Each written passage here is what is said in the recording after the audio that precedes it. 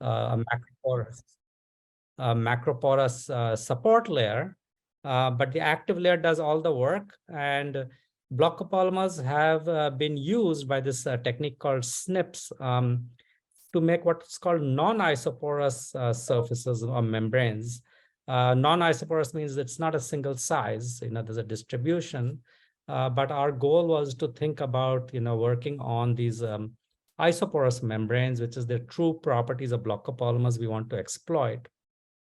And then there's the issue of, how easily can you make it? How can we test the characterize the membrane in terms of its structure? And that's where grazing-incidence small angle X-ray scattering comes really useful. But it has to be coupled with other techniques as sort of the theme of the membrane. Here you see some of the illustrations of, the type of structures block copolymers can make: lamellae, cylinders, gyroid. And primarily today, I'll talk about cylinders and lamellae.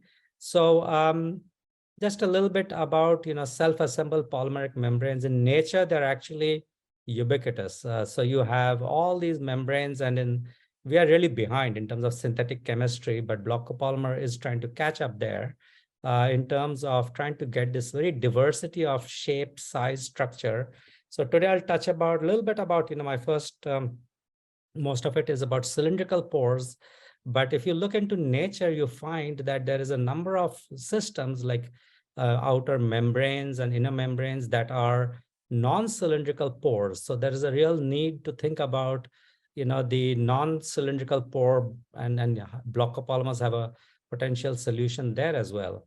Finally, there is charge. And so I'll show at least one illustration of how, separation of liquids by way of both shape, size, charge is sort of the next generation of membranes that we need. So with that background, I just want to say that we do a lot of solvent casting, and that in the end, you want it to be as simple as possible. Previous methods, you cast the block copolymer from a good solvent, like say toluene or something you can dissolve, say polystyrene, PMMA, or many other types of block copolymers. But the idea is, then you typically would need to think about treating the surface of the substrate or to put some shear on it to align it and so on. But can we just use what's called solvent evaporation annealing? This is SEA. And here you see, you just pick a solvent that gives you the right orientation from get-go. Simplest, easiest, you can do roll-to-roll processing. And there's been a lot of studies on SEA. And we wanted to think of a little bit more modification to make it more versatile in terms of controlling pore dimension and etc. And we thought about, okay, can we do something with ionic liquids? So the idea is that ionic liquids are these liquids, non-volatile liquid, and they can be actually Tim Lodge really popularized it, from Minnesota. I needed a lot of work. And then we found that the Ned Thomas as well. So these ionic liquids have at least selectivity in terms of what polymer they want to end up in, and they can be very fast. So the great news is that in the drying process, you get these block copolymer films, and in that short evaporation time, the ionic liquid can find its way, because it's a liquid, it can readily find its way into, say, one of the blocks like PMMA. And so down below here, you can see in this picture, no IL. You know, you're not getting a very good structure from the as cast film. But with IL, you can have very nice domain structures. And in fact, if you look at it, that's with AFM, you would think that the cylinder is going vertically down, and that's where GI-XPCS comes in to verify, how far down they go. Are they truly, what's the size, orientation, distribution, size, and so on. So that's where the value of, GI-XPCS have been coming in, and we have been trying to work on this problem. So a little bit more in detail. We are not the first to add ionic liquid for controlling block copolymer orientation. Bennett actually et al. Did some early work in 2014, and he showed very nice several features which are really useful. So the first one on the A, which is 10K, it's a low molecular weight PSPMA. If you do the thermodynamics, you'll find that, as shown here, it is a disordered block copolymer. It is below chi-n has to be greater than 10.5. It falls below 10.5, so it's disordered without ionic liquid. But you add ionic liquid, and amazingly, it becomes highly ordered. And that this is now a GISAXS, picture, horizontal cut, and it shows you a nice Q star value with second and third order a little bit, just with 5% ionic liquid. And the reason is chi goes up because of the ionic liquid is a preferential good solvent for the PMMA block. All right, so that then the interaction with polystyrene goes up. So you can use ionic liquid to tune block copolymer interactions for sharpness of the interface is the main theme, and in fact to bring order into disorder, which is a really nice thing. So why do we want small molecular weight block copolymer? Well, if you want to have very high density of pores, the smaller the cylinder pore size, this would be one way to do it. But if you look at higher molecular weights like 38K, you can see that the lamellar period, this is now lamellae. So Bennett did some really excellent work. And he showed that the lamellar period can be varied, tuned from 40 to 50, which is significant. And the way he obtained that is if you look at the log, the intensity versus Q, with increasing IL concentration up to about 12%, this is now the right-hand corner, you can see that there's a very systematic shift with ionic liquid of the lamellar domain spacing. But at some point, when you add too much ionic liquid down on the right-hand side, 17%, it actually transitions from lamellae to hexagonal. So it's it's a whole range of very interesting properties, starting from bringing order into disorder, controlled domain spacing, and then finally morphological transition. So we were really interested in this, and we started to add ionic liquid, as you can see by the AFM pictures in the PSPMMA cylinder forming pores. 100 nanometers shown here. And the inset just shows the FFT first Fourier transform, which is basically what GISAXS would give you. So there is a very good way to now connect AFM structures with GISAXS. And this is, we have to realize that AFM gives you the surface structure, FFT, which is in the Q space, what GISAXS would give you if it was only measuring the surface. So if you do the different angles, GISAXS, you will actually see when and if you do correlate with the AFM, FFT structure. So that's the beauty of this approach. So what we find here, as you can see, is that in the cylinder forming block copolymer, all the way till 30, there is not much order, at least on the surface. But then at 30, you get very nice order, and then 50 and so on, all the way to 100. So these ones, the cylindrical pores can accommodate a lot more ionic liquid without changing morphology, which is very interesting. The lamellae, you add more and it goes from lamellae to cylinder. And so there is something to be said about, the cohesive energy in a cylindrical format where it minimizes surface area, apparently sustains them up to 100% ionic liquid by mass to the block copolymer. And it doesn't lose the shape gets distorted. There's a lot of pressure on the walls, but it doesn't it maintains its shape. So then we can do very simple analysis like average diameter of the cylinder, intercylinder diameter, and get power laws. And you can see them here. And the pore density, as you add more ionic liquid, of course, it goes down because the pores get bigger. And so for membranes, this is really important, the pore density and the pore size. And there is no real study of, where is the flux optimum from a filtration? Because on one hand, pore density is great, but larger pore size would also give you higher flux. So where is that should have an optimum in that sense. So, all right. So I want to just show you, conclude with the AFM pictures here that we can look at the top side. We are able to, float off the membranes, look at the back side. On the left-hand side is for asymmetric membranes, very thin, 50 nanometer. On the right-hand side is symmetric membranes, which give very interesting square-like morphology under certain ionic liquid concentration. So adding ionic liquid is a very good tunable, liquid to change the structure. And there's a lot of work we did. We published several papers actually with Joe and all, showing that if you actually vacuum anneal them at elevated temperature, you can even eliminate the ionic liquid. So you add the ionic liquid, get the structure you want, And then you can volatilize it and at low pressure, at high enough temperature, which was very surprising. You wouldn't think that ionic liquid would evaporate, but actually they do. And even in half an hour of annealing, they can get rid of them. Okay, so now this is where GISAXS comes in. Do we really think that the AFM structure perpetrates all the way to the substrate? And this is where we do GISAXS at many different angles. But this is at a given angle for different weight concentrations of the ionic liquid. And you can see here from A through H, all of these GISAXS, if you do the line cut, you will get, just like Bennett did, you will get very interesting intensity profiles.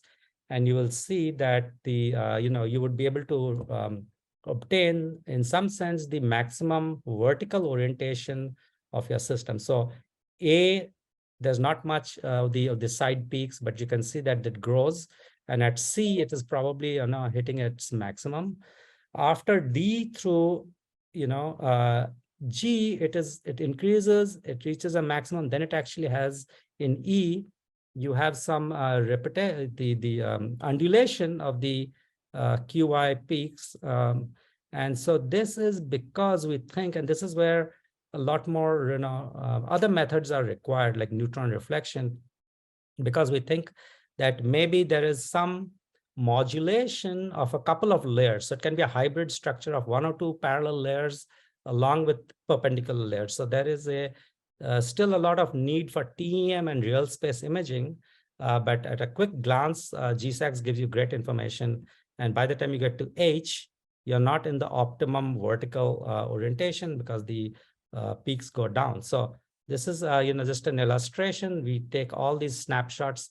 That was a 50 nanometer film for membrane. And here's an example of a same scenario, but with a 100 nanometer thick film. And when you see these, as you go to C through F and higher, in fact H, you see the isotropic ring come up. That means that you have cylinders or lamellae, whatever it is, that are now meandering in the in-plane domain, in the in-plane structure of the film, which would bring about tortuosity to the membrane. In fact, we should think about, as a community, how to take these isotropic scattering profiles and do some average cuts to maybe in a radial direction to figure out if we can actually get that tortuosity value. It's a mathematical definition, what is tortuosity for a membrane. And if we can actually pull out tortuosity and then confirm it with, some three-dimensional microscopy technique, like Hiroshi Jinai does, with TEM beautifully as a function of depth, which is really laborious, but it is amazing. And so if you can correlate tortuosity directly from GISAXS, that's the kind of thing that's needed for the field in the future. But this just shows you that this has both a vertical component and an isotropic component. And then this needs to be studied as a function of a critical, angle. So normally you would do a couple of different angles. You do angles of incidence, grazing angle of incidence below the critical angle of the film, which for us is about something like 0.12, not shown here, but then you do at the critical angle and you do higher than the critical angle. So you probe, so the higher the critical angle, the deeper you probe into the film. So at the critical angle, you're just grazing sort of the surface. And you can see, you can get different information. So for this membrane structure, for example, at a critical, at 0.14 degrees, you see only one peak, okay? And that's because the higher order correlations are wiped out. It means, when you look at the AFM picture, indeed, I mean, you can see that they are not very, in the cylinders themselves, in terms of shape, size, orientation, all seem to be scattered over the place. But interestingly, if you go to 0.16 critical angle, then you find that you can see a significant second order peak, and the first order peak did not change much from 0.022. So the average diameter inside is roughly what you see on the surface, and you learn a lot because now you see a second order peak, which means that there are high order correlations. In fact, this tells you that inside the film, it is more homogeneous, uniform, and that's the reason you would think you would get a second order peak, is because of the longer range correlation in plane of the structure. So we learned something right away that, they actually, it's better than it looks at the surface. So now what's the reason for that? It could be surface tension effects. It could be a number of things, as the solvent evaporation is a very non-equilibrium process as well. Okay, so this is the kind of thing that, GISAXS could tell you. And I think it's really useful, but it needs to be, again, corroborated with real space techniques. Here are some illustrations of GISAXS on, again, asymmetric block copolymer systems. In this case, the asymmetric, we get, it did not really give us very good, vertical orientation for almost any concentration. So this is 3512 molecular weight, cast from toluene with ionic liquid. And maybe, you can argue that somewhere between 10 and 30% is your best shot for getting the, the best vertical ordered membrane. But in general, this is not great. And, there's also the film thickness issue with 100 nanometer. So number of problems to be figured out, but we can really learn, from GISAXS conditions that are critical for this very simple add ionic liquid and you get vertical orientation. So here you can see that, in fact, this is now a symmetric, lamelliforming symmetric block copolymer system. And you can see that B probably is the best. And indeed, AFM shows you this fingerprint pattern. So you add 10% ionic liquid, it is getting you the best results. And if you add too much, you are changing the structure to the point that it is no longer internally vertical as it shows on the surface. So surface and internal structure are fairly well correlated, but you can't assume that from get-go. And you really need to do these measurements.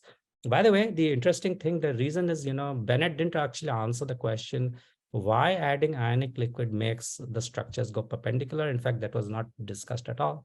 So we think the reason is, it's very interesting. Ionic liquid doesn't like the silicon substrate.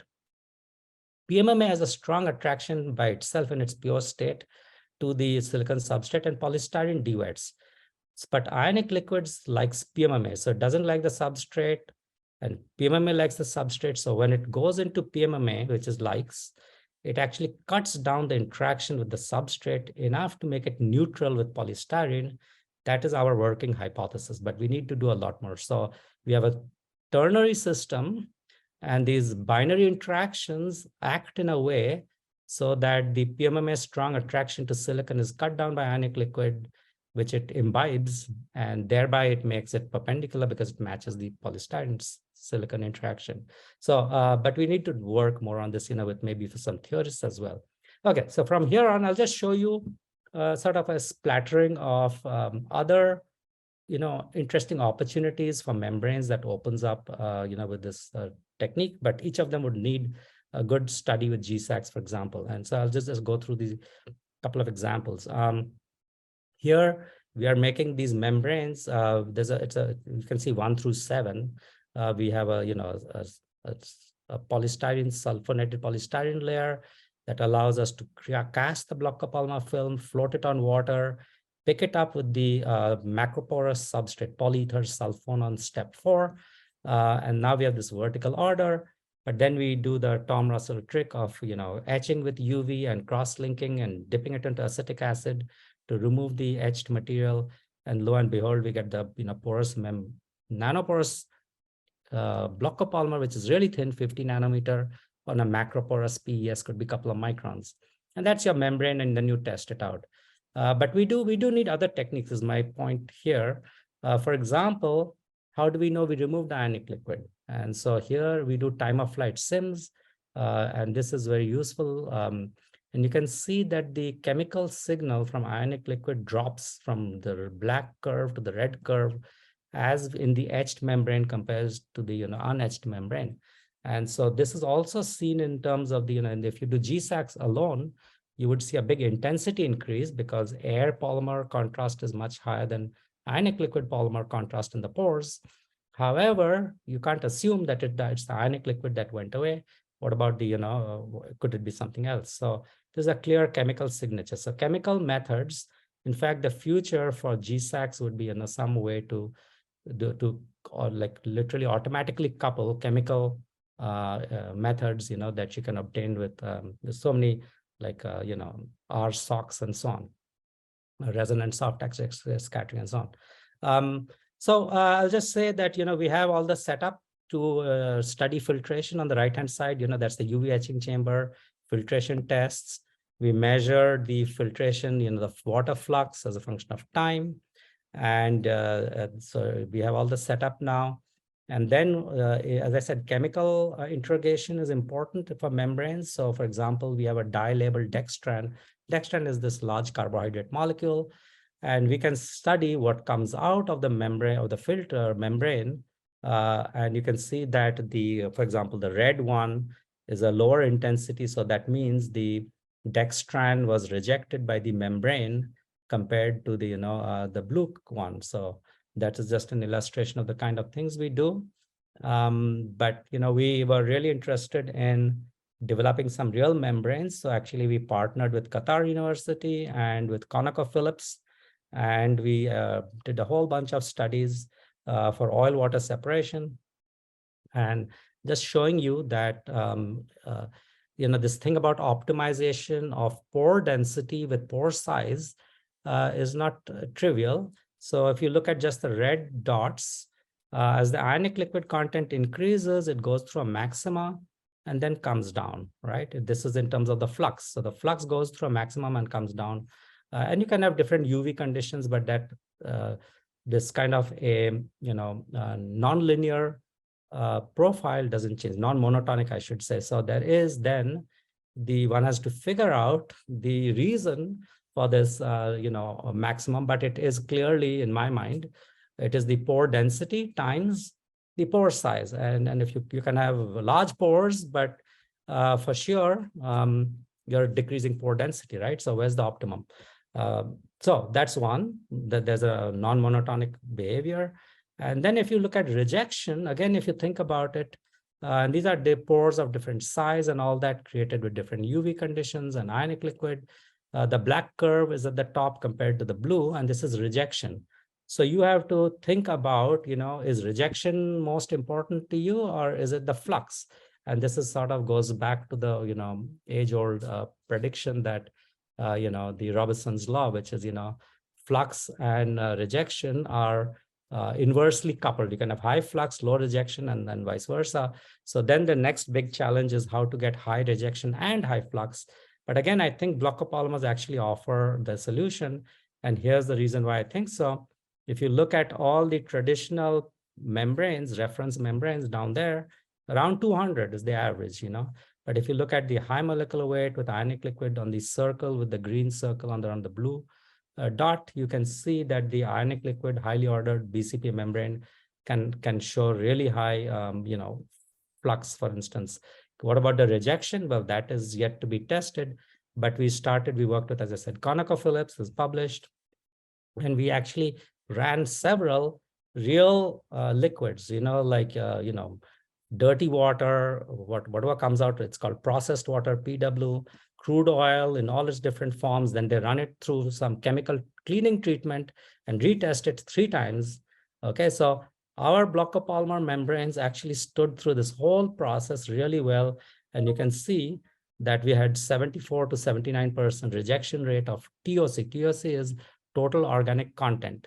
So it worked really well, in fact, very close to commercial membrane. So they were very excited, and this is, of course, work with Qatar. So university.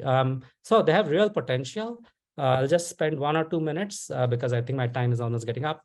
That, we can separate ionic liquids. So for lithium-ion batteries from brine, which is sodium chloride, there's a 4% lithium chloride, carbonate, and so on dissolved in brine. And how do you separate it?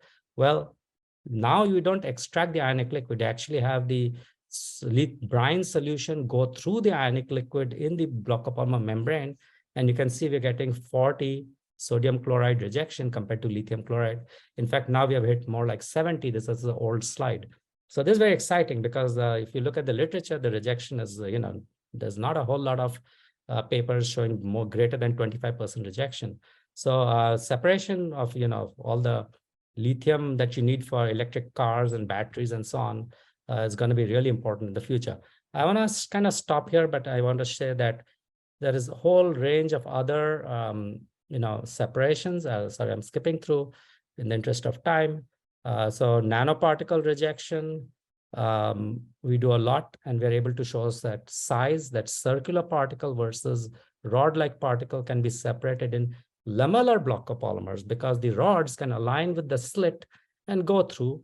And we have GISAXS as well to, sort of confirm these as they go through. But what we really like to do is have in situ operation of these membrane and do GISAXS, as it's separating. So then we'd be sensitive to, what is going through the location and so on. So that's sort of the next horizon of, GISAXS. But you can see here that the separation is very good between a spherical nanoparticle, the same hydrodynamic radius as the, as a rod with, 40 nanometer length by 10. There's a big difference between what goes through. The rods go through, the spheres don't. Same with anisotropic proteins. There is the rod-like proteins, lysozyme, BSA go through.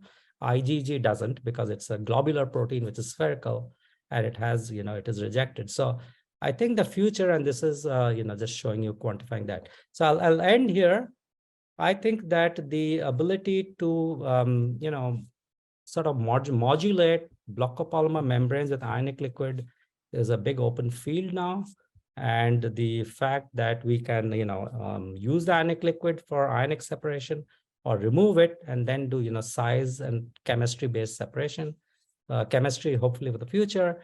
But what's the advantage? You get high domain size, you get domain control. You don't have to create a new block copolymer of different molecular weight for every filtration, requirement. You get very high flux, as I showed, I showed you on the chart that ours was substantially higher. There is a trade-off between rejection and flux, and that is controllable. And finally, there's, I would say GISAXS is critical to get the first glimpse, but we want to do it in operando, as the word goes these days, right? We want to actually have membranes on the GISAXS beamline and do it in real time, sort of in a dynamic fashion. So, okay, I am happy to answer any questions you have. Sorry for the little delay. Go ahead. Thank you, Professor Karim. Very nice talk. I think we can take maybe 1 or 2 short questions.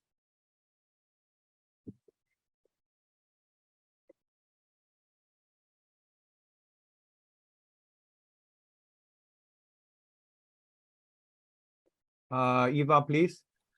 Thank you for this very interesting talk. Can you suggest why the ionic liquid is actually making these patterns so much more pronounced? So is it because of their charge they have, or what is the reason for them to behave that way? Good question. I think that ionic liquids have very high cohesive energy density. I mean, you think about mercury, right? Likes to form droplet, right? So I think the ionic liquid has very high cohesive energy density because of the charged species. And so if it likes a particular polymer, it goes into it and it tries to conform the shape to its to minimize the contact area, which is a sphere. So it basically it goes into the PMMA, for example. It doesn't like polystyrene, and it's trying to make a spherical domain. But if you add more and more ionic liquid, where does it go? Well, it tries to sort of sequester it inside that domain. And so in the future, if we had really, 50 nanometer kind of, X-ray beams, if we could actually go through these rods, because at some point the brush, so that's my idea, that's the idea. Up to some point, it will remain, the brushes will remain a corona, with touching each other. But if you add too much ionic liquid, I think it's going to form pure ionic liquid core with swollen PMMA brush around it, right? So that's the idea. But at the heart of it is high cohesive energy density and strong attraction to one of the blocks. Okay, selective attraction is very important. Thank you. So hope that answers. Yeah. Okay. All right. I think we should let the, Sunny has a question, right? Okay, go ahead. Yeah, go ahead. Hi, thank you very much for a very nice talk, Alamgir. That was beautiful. I have a quick question about your disordered in the plane GISAXS data. You showed some circular kind of diffuse patterns in the two-dimensional GISAXS plot. That was Yes. that was a plot of in QZ-QX space, I presume, right? Correct, Or correct. QZ-QY space, right? QZ-QY. Yeah. So if did you check did those curves correspond to QX squared plus QY squared equals a constant? Because it should have been quite anisotropic if it was just in plane random ordering, right? Very good. Yeah. So, Sunny, that's a great question. I would say we didn't in the past. I've done it for some other systems, like, when we were working with, all the solar cell materials, P3HT and so on. I would expect shear to be required to break the in-plane symmetry. And so the next step is actually, and furthermore, the slit, the lamellar slit membrane have a chance of showing that. And when I say that, I mean that if you get large grain size, even without any shear, within a grain, they could have a one direction, right? So I think as we get to smaller spot size and look at individual grains of particularly lamellae forming, you could see it. As far as cylinder goes, if you can have, at least 3 orders, I would say 3 correlation lengths going out of this hexagonal symmetry, we would see it as a hexagonal symmetric structure and check that. It's a great suggestion. We want to do that. And we have some ideas how to shear it just by spin coating at high speed so that the radial shear will align during the ionic liquid casting process. So this is so then it's not anything, don't do anything special. So Sunny would be happy to do that in the future. That's actually the really good suggestion. Thank you. I just asked because we see very similar GISAXS patterns in multi-layer membranes that we've been looking at also, and we are trying to figure out what they're telling us. And thank you. These multi-layer are block copolymers or other materials? No, they're just ordinary biological membranes. Got it. I think we should take that analysis and apply it first to the cylinder, the lamellae. Yeah. Because we know the fingerprint pattern really well. And maybe we can even do a calculation of, whether that would apply to the whole set of grains that are randomly oriented, and at what right. GISAXS focused, spot size, we would actually see the individual grains. So this is a big challenge for GISAXS people. Can we get at grazing angle, look at individual grains, which is a couple of microns? Right. So can we get a footprint of a couple of microns? Yeah. Yeah. Thank you. Okay. Sure. Thank you, Professor Karim. So if we have more discussion, we can leave it to the end of this morning session. Yes. Thank you. Okay. Sure. Our next speaker is Professor Ting Xu. Ting, can you try share your screen? I can't till can you share? Did you allow me to share? Okay, stop share. Got it, Ting. Great. Hi, good to see you. Yeah. Yes. Let's see if I'm. Hi, Ting. Hi, how are you? Hold on, let me see where's my file. Here we go. Okay, I'll introduce Ting. So Ting Xu is a professor of chemistry and material science and engineering at the University of California, Berkeley. She got her PhD at University of Massachusetts Amherst. She did her postdoc jointly at UPenn and NIST before joining the faculty at Berkeley. So among her many awards and honors, Ting is a fellow of American Physical Society and also American Chemical Society. So her research focuses on rational design of polymer-based hybrid materials for life science, environment, and energy applications. So her title of the talk is Towards Functional Nanocomposites Kinetic Pathway Rules. Go ahead, Ting. All right, thanks. Thank you for having me. It's great to see so many friends and you know, getting people together. Look forward to see this new beamline development. So anyway, let me tell you a little bit of where we are currently most excited about, and the work I'm going to talk about are really done by this two brilliant lady, Lama and Emma Margot. And of course, we have just tremendous help from everyone in the session as well as people outside.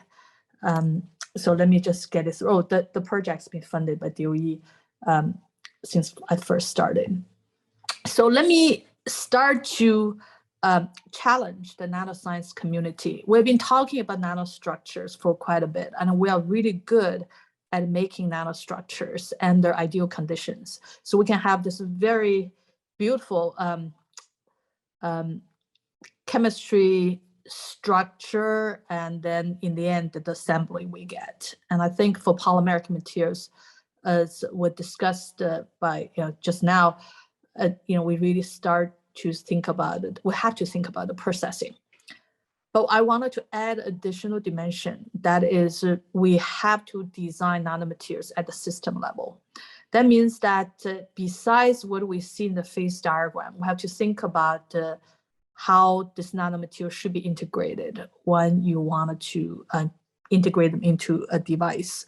And let me just use one example. Multi-layered film technology are everywhere. You probably hear them in the news because they certainly create a lot of trash issues. Well, on the other end, people want us to improve it for packaging, as a barrier material, for example. So in this case, what you see is that besides individual layer composition, layer thickness, that's, we have been done so much, as well as a microscopic alignment. We also really have to think about the interface, how we're going to generate a system that is adaptable. So it doesn't matter what the device you are interested in, whether it's a photovoltaic, a battery, or it's food packaging, or you wanted to think about it as, window for optical light manipulation. And you also, I would like to discuss something about, can we really engineer defects? We have been doing that very well in direct self-assembly, but when you start to integrate materials over microscopic level, how we're going to manipulate not just the density, but also the defect variety. And of course, processing, when you have nanomaterials, you just don't have hours and days to integrate it. You really have to be compatible with the rest of it. And among all of this, I do think self-assembly community has great advantage when we start to include life cycle as a good, as a very important merit figure going forward. Going forward, anything we design, we have to have life cycle analysis, have to think about where we're going to source material and where it's going to go. So this really get back to think about is the chemistry, the component you have in there. So many times when we think about chemistry, we think thermodynamics was my phase diagram it's going to be. And when you talk about processing, you start getting into length scale. This is not just talk about the structure, but also start to think about how you're going to control the structure across this atomic to microscopic, this structure hierarchy. And that is not an easy trick when you start to do everything at once. And of course, when you start to think about the life cycle, you have to not only just what you can make, but also can you really generate the materials with a programmable disassembly. So that's not something that I would be able to address here, but anyway. So let's start to rethink about nanomaterial design. And this is how personally I see what we should think about. In the past, we have building blocks with generate nanostructures. We're done. It's very rare that we start to cross multi-length scales. But going forward, what we really need to think about is to have building blocks, many of them, and then to be able to assemble materials that beyond what you see under the electron microscope, as well as even beyond the scale that you can access using your scattering. So when you have all these building blocks, start to put them all together, oftentimes used in secondary interaction, you can really treat it as a multi-step reaction. So that means that each of your building block, as well as the building assembly made from them, can act as a reactant. So that means during the intermediate state, you will have this highly variable, undefined reaction mixture, which you don't know what are all the reactants are, as well as their concentration. Subsequently, what that means that the interaction between the building block, as well as the diffusion among each of them, is going to vary, but yet you know what you want. You want to start with a building block, have this well-defined structure to arrange it across many length scales at the level you want it. And that itself is not a trivial. And if you want to add this reversibility, that means each of them is going to be an equilibrium. That means that external direction will matter. So kinetic, this is also start to think about the pathways, right? So when we do a film casting, for example, we're also thinking about this from nanostructures. We arrange nanostructures, and the microstructures subsequently arrange getting into a microscopic level. And again, if you follow the same thoughts as a multi-step reaction, you're going to have issues with diffusivity. That means the building block is going to vary in size and shape. You're going from a molecular to a microscopic. You can imagine their diffusion is going to be different, and their diffusion mode is also going to be different. You want a structure, the structure at create interface, and the interfacial diffusion is completely different ballpark, especially when you start to look into this repulsive interaction driven assembly. So this is where we start to think about that we wanted to, so all the things I discussed is basically saying that there are tremendous amount of uncertainty in the system. And we have been so much used to, from precision, well-defined system, get to where we want. And we are not really good in dealing with variations, uncertainties, and as well as heterogeneity. So what in the past few years we've been looking at is really start to taking advantage of entropy. And let me just start with what our hard material colleague has been studying is high entropy alloys. It's actually pretty simple. If you look into this equation, it's basically a copy paste from fluoride hydrogen theory. One of them I use. So basically we're saying that as you start to increase the composition, the variety of the building blocks, your mixing entropy contribution to the free energy is going to increase substantially, especially as your phi A getting really small. So each individual component is going to have its entropic. By the time you go beyond 1, 2, beyond 3, 4, actually for the high entropy alloy, by the time you go beyond 5, a lot of new interesting phenomena come in. And they do have this formulation flexibility. This is really amazing of this entropy driven phase behavior. And we have been thinking about if there's a way to really take advantage of this entropic contribution. And we deal with entropy all the time. You have that associated with polymer chain conformation. But we want to think about it if it is possible to introduce the concept into this structured system. That means you have some building blocks in the system, and it's going to form this type of structure. And imagine if you have a diblock of polymers that's made of A and B component, and that you can imagine form alpha and beta phase. It's A-rich and B-rich phase. You start adding third, fourth component, or even fifth component. If you keep the solubility for the additional CDE component in between A and B, the C is going to disperse, and we know that that's a lot of compatibilizers used for polymer blends. And in that case, what you see is the alpha and beta phase miscibility start to increase. And by the time you add into like a 4 or 5 or 6 component, you begin to have a multiple formulations that will give you the same effective interaction between alpha and the beta phase. And at some point, the interaction between the alpha and beta phase can be completely equal to 0. So that means the system is miscible, but yet the system, it will give you the structure. And look at the alpha and the beta phase, you also begin to have a formulation flexibility.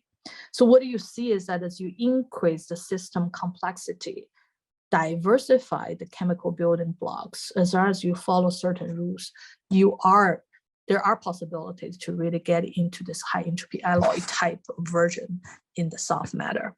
We actually didn't design it. We accidentally ran into this. So the question is that how are you going to choose all the solubility parameters of each component? And there are additional questions associated. How can you set up alpha and the beta phase to the beginning?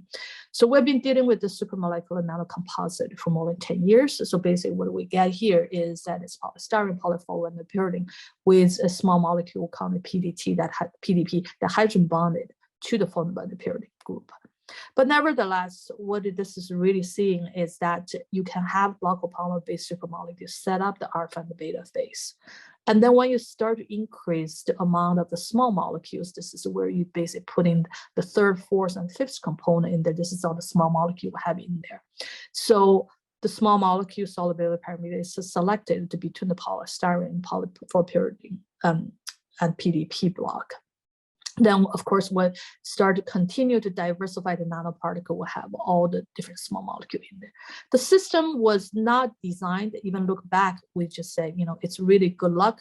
But back then, the design was very simple. We said, okay, small molecule mediate the particle interaction, and you have the chain architecture. So, you know, like, you know, almost 15 years ago, we show you we can get it assembled, and then over the last 10 years, we'll just keep saying the system is really diverse. We actually never realized why it has been so versatile. Literally, we can do anything.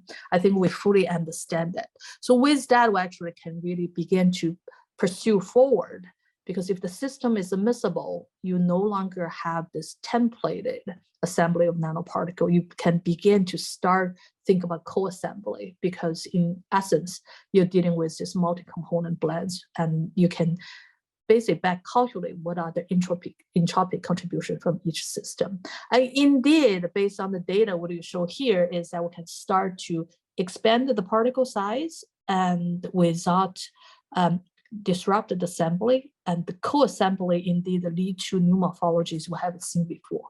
So for example, this one is, it's a lamellae, but looks like a perfect lamellae. But if you see the nanoparticles are reside a puncture on one of the lamellae in there. And if you look at the interface of the particle between the organic matrix, it interacting with both components.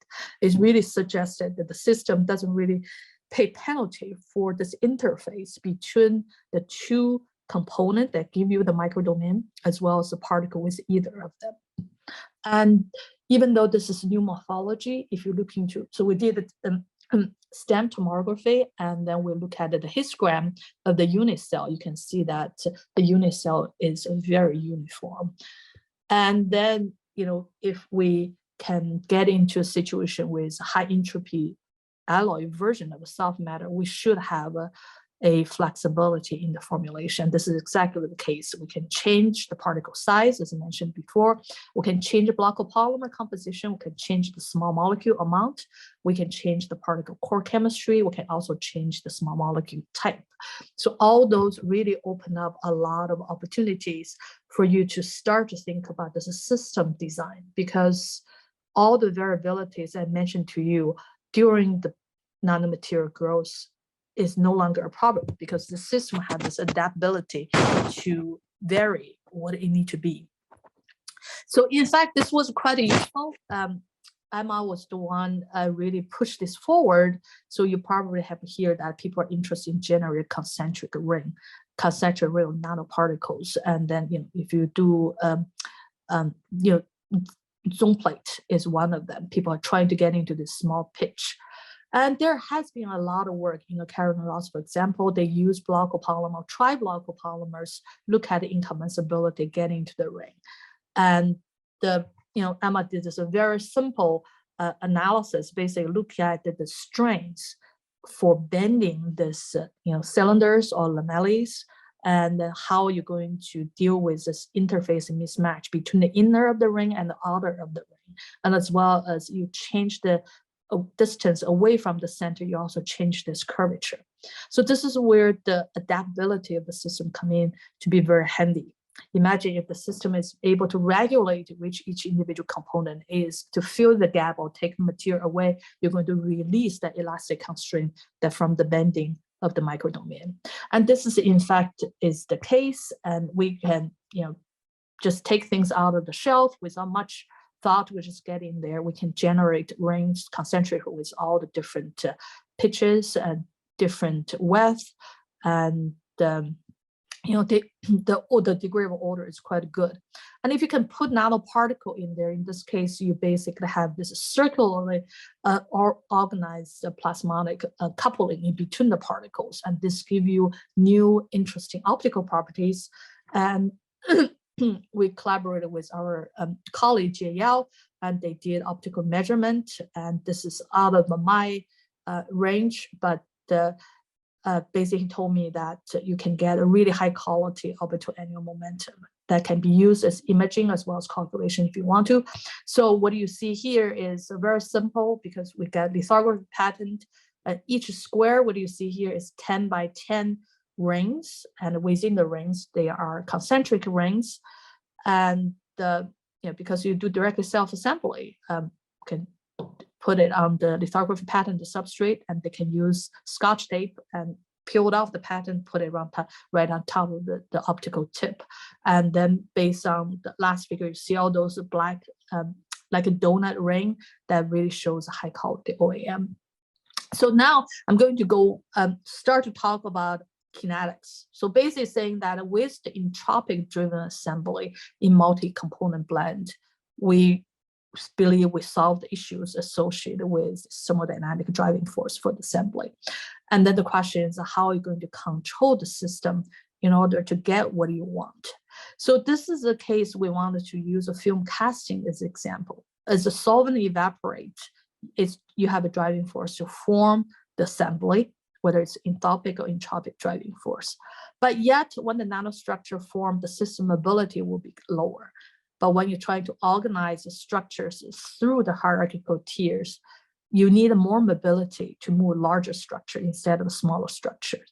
So this led us to redesign the system, think of perhaps we can flip it. We can really deal with a large structure organization while the solvent concentration is high. So instead of making the nanostructure first and getting to the microstructure, we say, how about we make microstructure first, and then subsequently we grow nanostructure. And this is exactly the idea. And then we just have to identify where the system is, at what concentration the system is going to form what. So in dilute solution is quite important to map out where individual component is. And this is again, the entropic driven phase behavior is highly valuable, because if you have this repulsive enthalpic driven assembly, you're going to have a trouble to even get the nanostructure assembly or to even get the molecule together, because the solvent completely shield off repulsive interaction. But nevertheless, with the system we have here, so the figure A is a 5 and 10% small angular neutron scattering in deuterated adulterated chloroform with % of nanoparticle. The signal is weak, but because we are really rely on the contrast match of various systems to tell us what things are.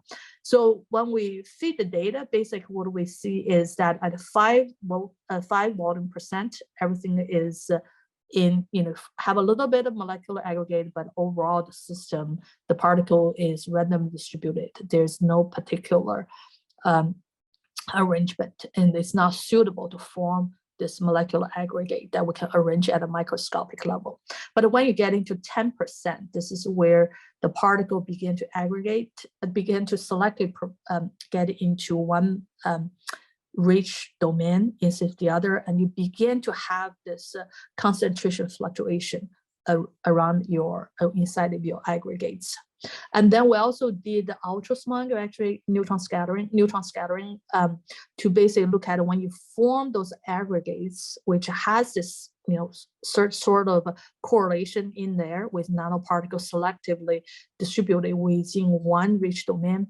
It get into in the range of a few microns. So that is useful. It's basically saying that we can, even though the nanostructure hasn't formed, but we are able to arrange the polymer chain to generate this concentration fluctuation within the system. And they are in the microscopic level. We just have to organize them.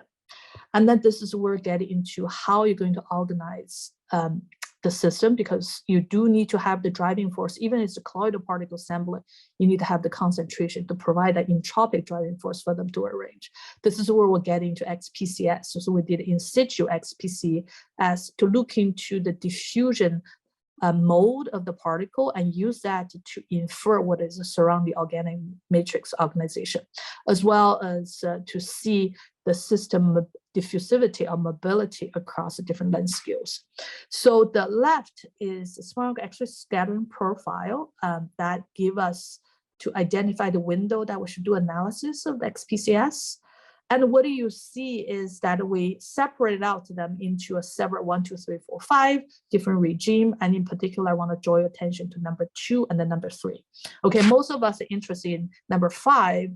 To us, that is too late. In number 4, it's already too late. So when you look into the system assembly, look at the pathways, you really have to go before any nanostructure form. And then in this case, basically what you see is that in the early stage, the system had this subdiffusive, and this is really consistent from what we show in the small neutron scattering, that is the particle is trapped within this polystyrene coil mesh.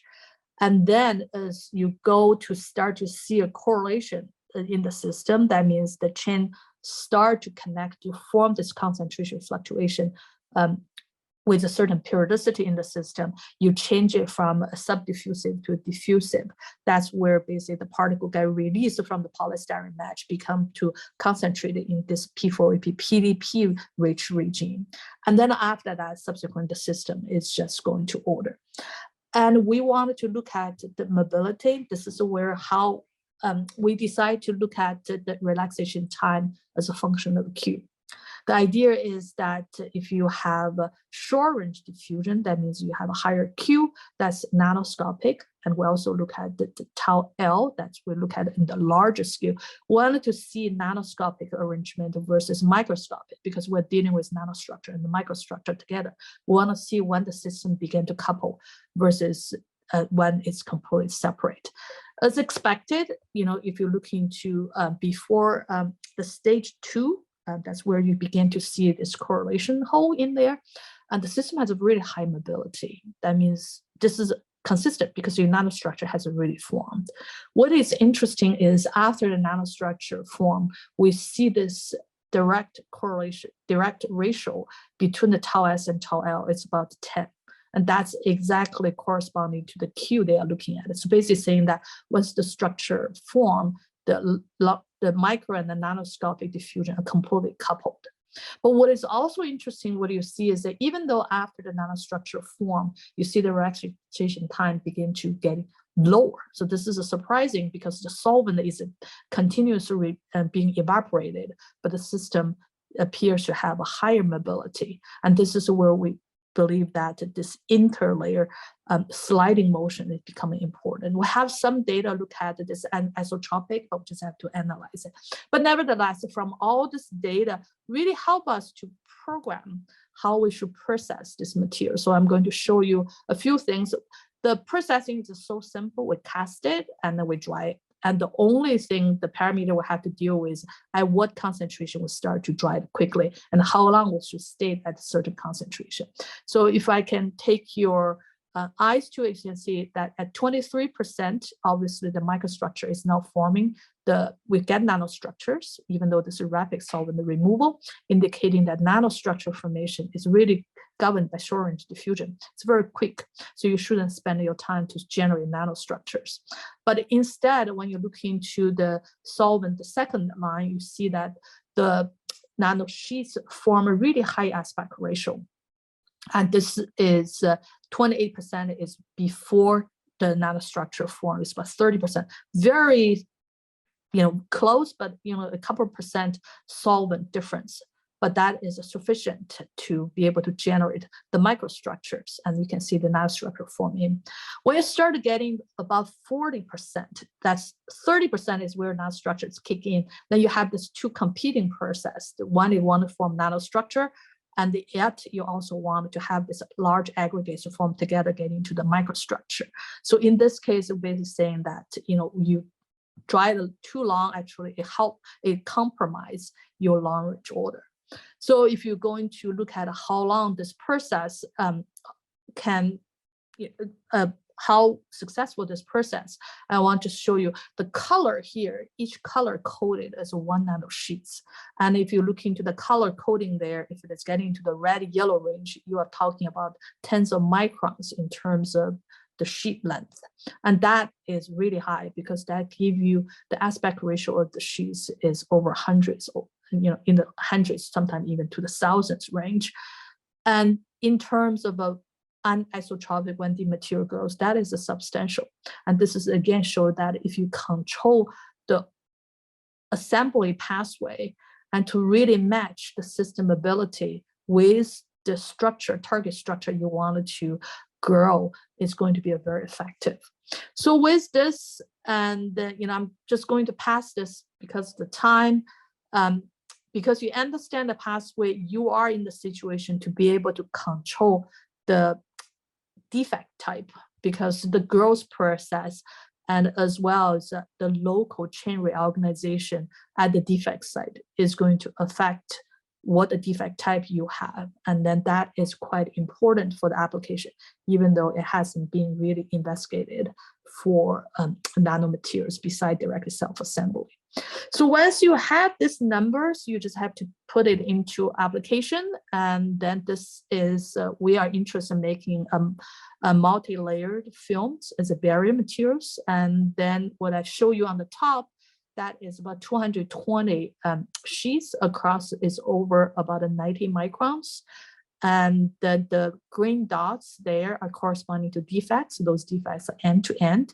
The 2 yellow ones are the only 2 we saw. First of all, among the whole area, we have very limited, it's only a little bit over 140 defects that give us a defect density at 0.0, less than 0.056. And then if you look into the ash plot of defects plotted, so we are quite low. And then the other thing is that out of all the defects in there, over 97% are end-to-end, and where the defects is filled by the nanoparticle. That's quite important. So, of course, you get to try it, see what's the property is going to go. And, without further ado, I just want to tell you that we basically look at the gas barrier properties, because it's quite important when you start getting into packaging or even getting to the interior design, for example. And it's not surprising, basically saying that, per order, no nanoparticle or small molecular weight polymers or block of polymers are all performed poorly. But when you have this right length scale for your feature size, right control over defect density, as well as microscopic alignment, you get a really good performance. So I just wanted to end there and then leave you some of the thoughts here. I think thermodynamically, we really shall explore this entropic driven phase behavior instead of this very tight, precise kite driven assembly in order to gain this adaptability at the system level. And I do think kinetics is something that we can control quite a bit. By the end of the day, it doesn't matter how good your design is, you have to have a good execution. And that's where the kinetics of any nanomaterial growth is important. And I do think XPCS is very important. We're so grateful that Qingteng really get us in there to, and Qingteng and Suresh, they are willing to work with us. In the beginning, we know nothing about it, but it turned out to be probably one of the most exciting technique I am right now. So with that, I should be, I'm done, and I'm happy to answer questions. Thank you, Professor Xu. Yeah, let's take a few short questions. Great talk. I have a quick question. In one of the GISAXS, the whole set of step 1, stage 1, stage 2, stage 4. It's interesting. The first peak went from, in stage 3, the first peak is Gaussian looking. Yep. Stage 5, it's Gaussian looking, but stage 4 looks like as though it's 2 Gaussians, one broader, one sharp. Yeah. Do you have a explanation? Like maybe it's different, measuring different No. scales within your system? No. So what we think is the hump is the correlation, is aggregates. The peak is the ordered structure. So this is exactly what we expected. We're basically saying that the nanostructure formation is you template everything. They are in the short range, and when it's time to go, it show up immediately. If I play the screen for you, you're going to see that the spots doesn't gradually show up. They just show up almost like at the plate. Okay. So this is Excellent. also consistent. If you see the TM pictures, when I do a quick solvent removal trying to trap the system, you say, what are you talking about? You don't have aggregates, you have nanostructures. So what we have seen is that nanostructure formation can be really fast, and it's not the kinetic rate limiting factor. Fantastic. Okay, thank you. Thanks. Yeah. Gene.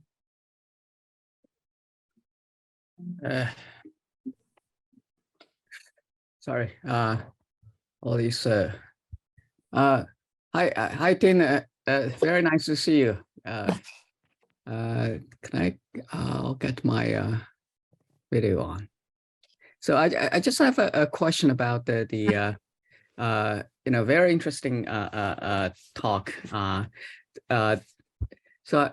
So those ring structures are very interesting. This is something we don't normally see. In the block colopolymers. So that first question is that how are the formation of that is through a nucleus on the surface or something else, and also can you control the thickness? So you had a application of that for zone plate, but so then you need to get a good control of the width of those rings, right? So yes, so it's on a lithography pattern surface. So those are pictures we have in there. So within that, if you look into the three pictures there, I can use the supramolecular framework to control the width. And this is, we have maybe 5 nanometer nanoparticles.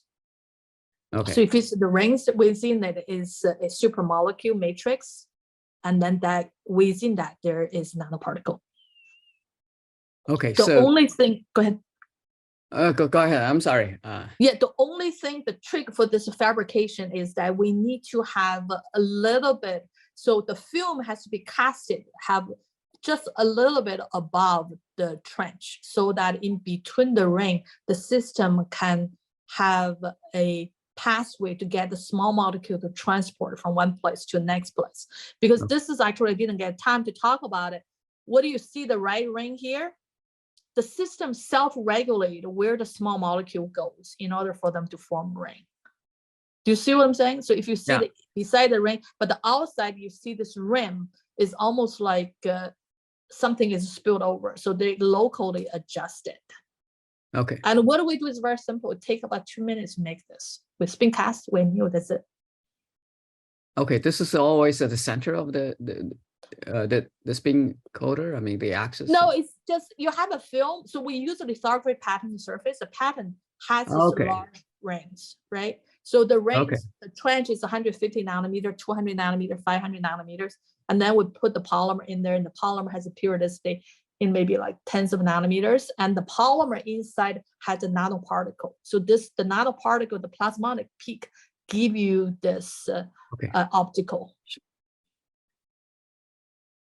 Okay, so sounds good. So that actually answered my first question. So that great. Thank you. All right, thanks. Yeah. Can I ask a quick related question? So has anyone tried for X-ray, this Fraunhofer, you shine the X-ray through this pattern, are you gonna get the typical that you get with light, the focusing and all that kind of stuff? I want someone to try it. That's the thing. It's we can make this, but like a real zone plate, zone plate for X-ray. I know. Right? Yeah. So we want people to try. If you know someone do it, it's just the student left because they have to graduate, and then for us we move on. right? So, Yeah. you know, yeah, if someone want to try, we want people to try because making it is super easy for us. Awesome. Thanks. Yeah, We might thanks, think yeah. about it. Well, let's talk Yeah. later. Okay, sounds thank good. you. We can put all sorts of particle in there, no problem. All right, great, thanks. Okay, Yeah. thank you. Let's move to the third and the last speaker in the morning session. Mike, can you Ting, you probably have to unshare your screen. Oh, I think she is unsharing. oh, okay. That work? You should see this. Yeah, okay. Mark Tony is a professor of chemical and biological engineering and material science and engineering, and a fellow of the Renewable and Sustainable Energy Institute at the University of Colorado Boulder. He got his PhD in physics from University of Washington way back. After NATO postdoc fellowship, he joined IBM Research Division to focus on developing X-ray scattering methods for polymer thin films and interfaces. And he then moved to SSRL and later became the head of Material Science Division. The Professor Tony is a pioneer in the use of X-ray diffraction methods for in situ investigations of atomic structures of organic thin films for energy applications. So he's a fellow of American Physical Society and Thomson Reuters highly cited researcher in material science. So please, Professor Tony. Great, thanks. Thanks for the introduction, except for maybe the way back. Sorry about that. You know, I was just back at ID8 last summer, and Suresh reminded me that I had not been there for literally for 20 years. So maybe way back is appropriate. So this is gonna be a little bit different. It's really not so much thoughts about XPCS, but more thoughts about particularly how some of the challenges associated with services and interfaces, particularly buried interfaces. And then I won't even think they're quite at the thought level yet, but maybe laying out some problems that hopefully XPCS could start to kind of address. So it's more, here are some problems, hopefully we can collectively come up with some solutions. So I'll very briefly talk about what I see as some of the problems with a focus really on electrochemical energy storage, or more broadly, energy storage in general. And then I'll finish with the question of, can XPCS help? So I'll be actually showing you some real data. So some of this came from JCESA, the Joint Center for Energy Storage Research, and some of this came from the Vehicles Technology Office, part of EERE. So this is kind of one of the slides I use for introducing batteries. I'm not going to go through the introduction, but more point out you have a cathode, you have an anode. I'll briefly talk about those. Lithium ions shuttle back and forth. And then in this very nice article from George Crabtree that was published almost 5 years ago, he lays out some of the challenges: driving range, cost, charging time, and stability.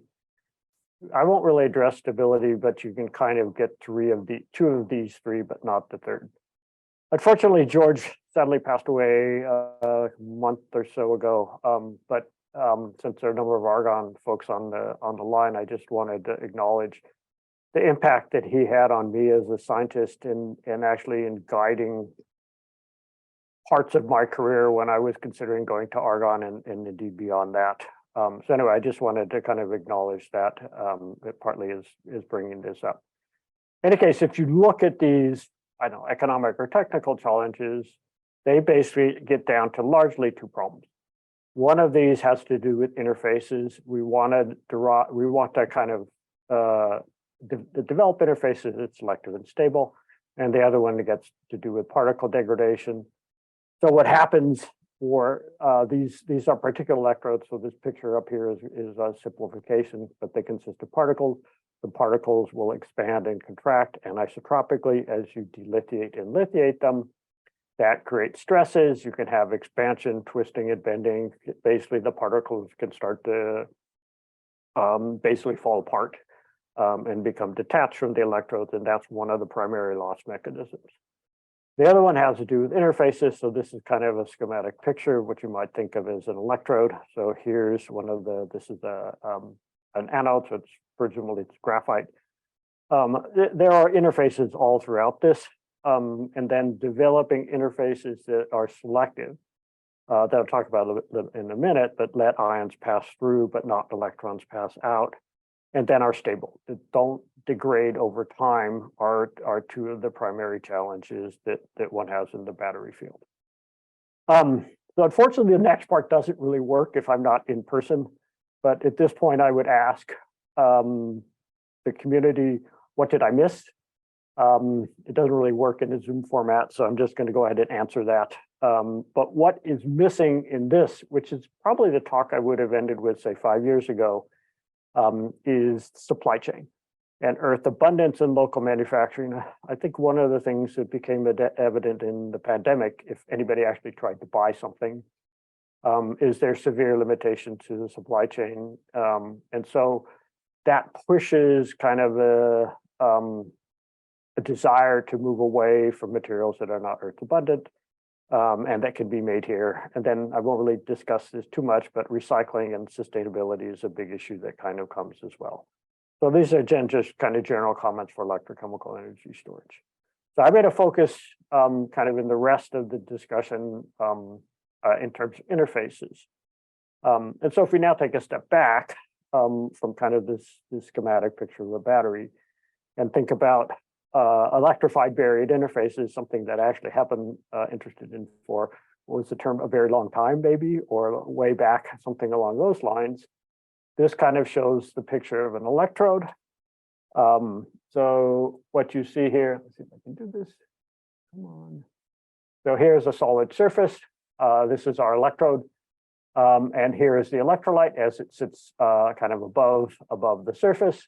They're anions, sorry, they're cations. So this is some cation, this is an anion. And then their solvent molecules shown by basically the blue and the green. These are basically carbonates. But you can pick any electrolyte. It's going to kind of have a similar kind of flavor. You will see kind of a distribution of ions and molecules as you move away from the surface. At least in this context, these are pretty clearly layered.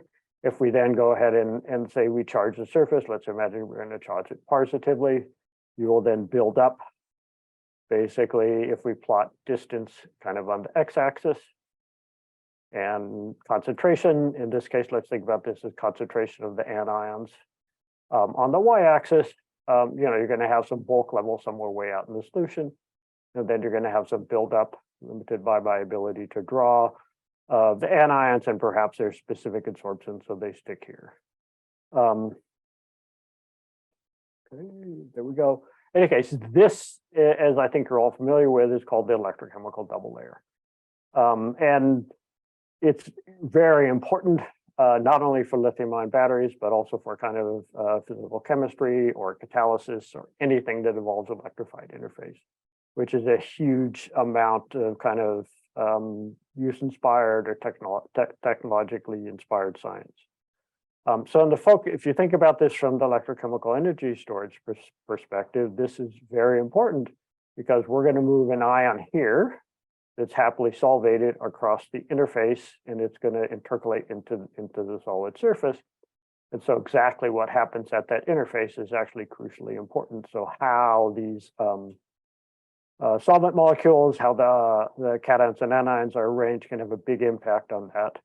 And perhaps the strongest or a strong manifestation is that if you have preferential absorption of one of the species, they can block some other reactive species from ever getting to the surface.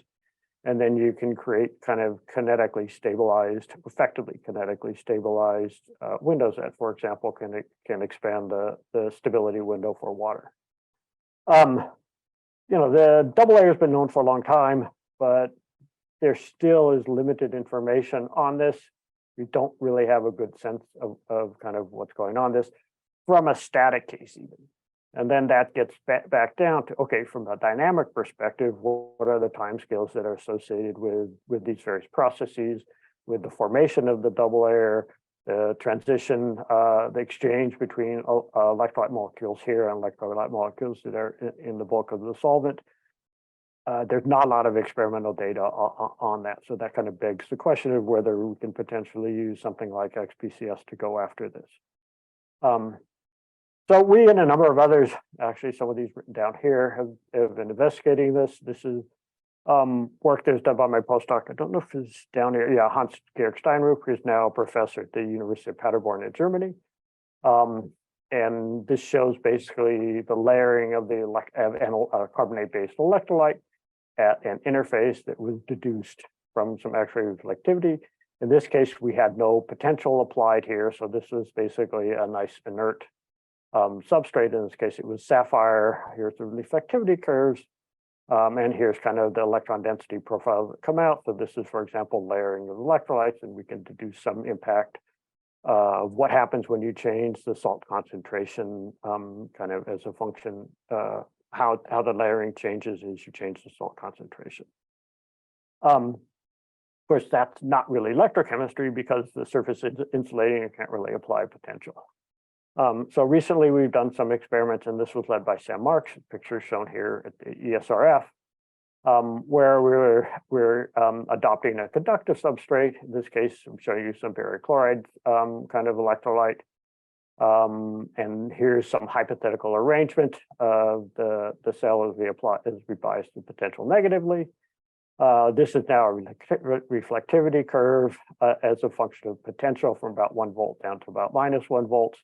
And you can pretty clearly see this is there's a strong change in basically the reflectivity, which is a manifestation of the details of what's going on in the electrochemical double layer. These data are quite new, so we don't quite have a complete picture of what's going on here. But what is interesting, and frankly, I don't completely understand. I don't think we completely understand. But if we basically stick the potential here, so if we hold the potential here, and basically then collect the reflectivity, so sitting at one kind of incidence angle and reflected angle, and then record the reflectivity as a function of kind of potential as we do basically a cyclic Wiltamogram, this is what we get. So the blue now is the CV, so that's the current density measured over here. There's a bit of a slope, but you see largely, although not completely, capacitive kinds of behavior. And then the dots here are the basically the X-ray intensity background subtracted as we basically move down this way, and then we move back this way. And so I am quite surprised by this, because I would have expected that on the time scale of the measurement, so this is the 30 millivolts per second, probably collecting for a couple of seconds. I would have expected at these kind of scan rates that the double layer response would be completely reversible.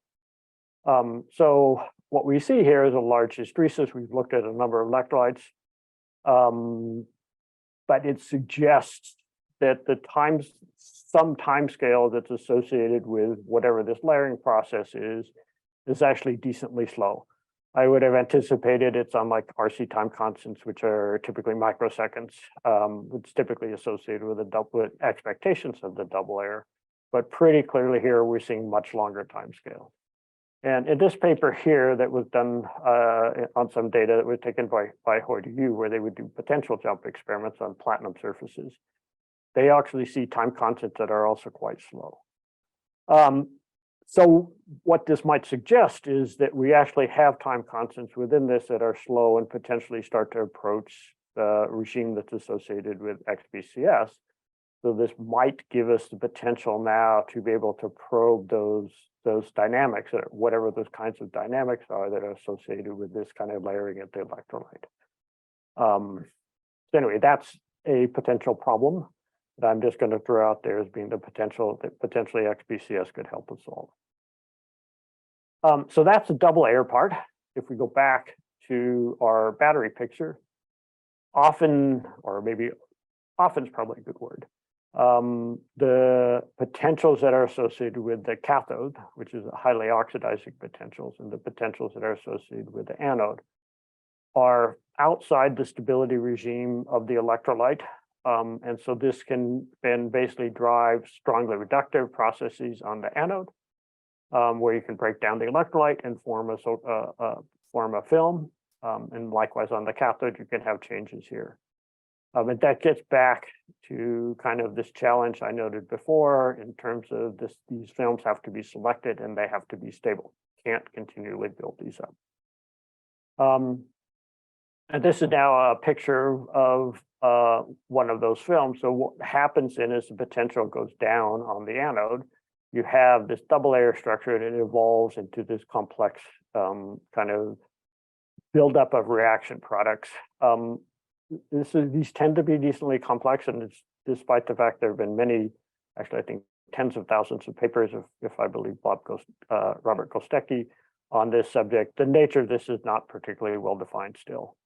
But how this forms, and more interesting, how the ions actually transport through this are big questions. And again, I don't know if this is even tractable, but if there's potential for XPCS to address problems like what are the transport mechanisms through this kind of more complex layer, and what gives rise to this selectivity, that would be kind of dramatic.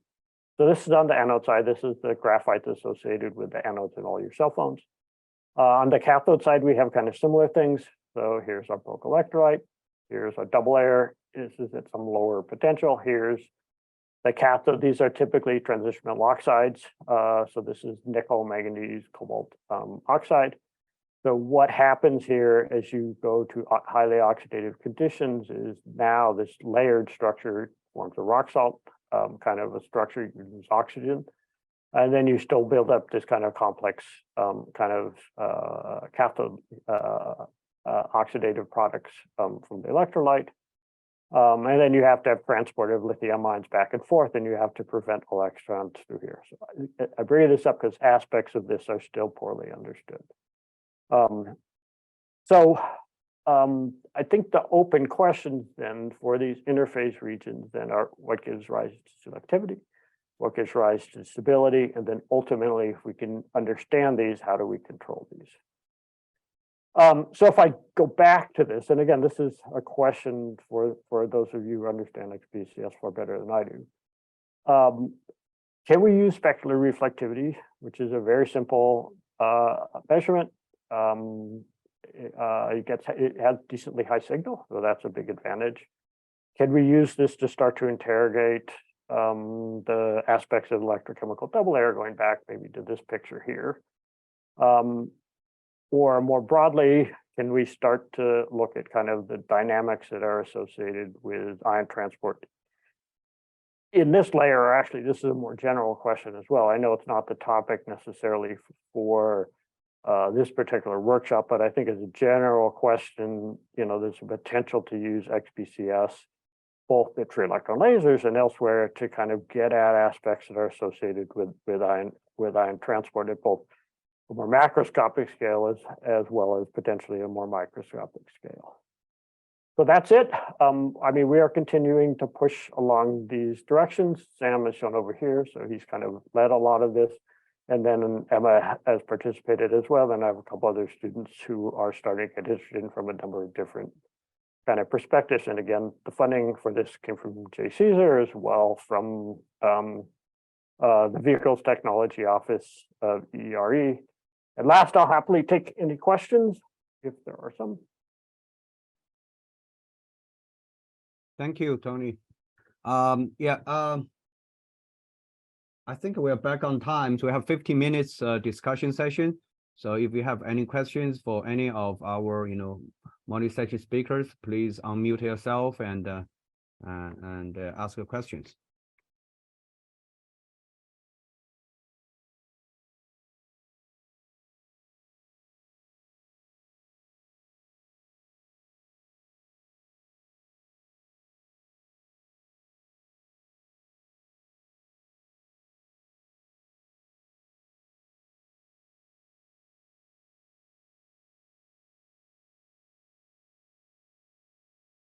Maybe a quick question for Tony.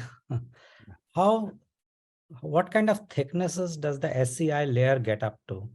And does it build, how many cycles does it take to get to, some kind of equilibrium thickness? I don't think So it will form the first time you move into a regime where the electrolyte is unstable. And the thickness question is an open question. Aspects of this are not well resolved. One of the things that we have done is to show you have a lithium fluoride layer that can form with about a nanometer thick, with about a nanometer thickness. I think we see the formation of this, whether it has an impact on transport or not, I think is an open question. After repeated cycles, the layer will continue to grow. It's not obvious necessarily what the components of this are. There certainly is an organic part of this, which could grow quite thick, potentially. It also can be at least potentially heterogeneous. But roughly speaking, 1 to maybe 10 nanometers, perhaps as much as 50 nanometers are kind of conventional wisdom. So that's pretty good in terms of X-ray reflectivity range, right? I mean, Yes. Okay. Yes. But you'd probably get just a RMS roughness as the main, given your diversity of composition, Yeah, I mean, I think that's probably right. I mean, I forgot to mention, but one of the things that we've done is take a reductionist approach here, which is to use kind of single crystals and try to tune this in a way that we can eliminate some of this polymer mess that necessarily forms. But even the dynamics that are associated with that, I think, well, first of all, we don't know what it is, but the dynamics that are associated with that and are not known. And then, of course, the impact of those dynamics on transport are also not particularly well known. If you think about transport in like polymers that are used for transporting ions, right? The dynamics and these free volume concepts and all things like this start to come in now. In this, a less defined polymer, all of these questions now become more complicated because you don't really understand the polymer structure. But I think these are all kind of related in some way. Okay. Hey, Hua, you have a question for Mike? Oh yeah. So well, it's not question, just some discussion or comments. So I think Mike is right. I mean, about the SEI, but yeah, I think that right now probably most relevant study you have the using very model system, either single crystal electrode, single crystal substrate, and also probably you have the using very low current or current rate to make sure the SEI layer is uniform, because in reality, for real battery, or even you're using some like a thin film battery, I think the tricky thing is this SEI layer is not so uniform and not so smooth.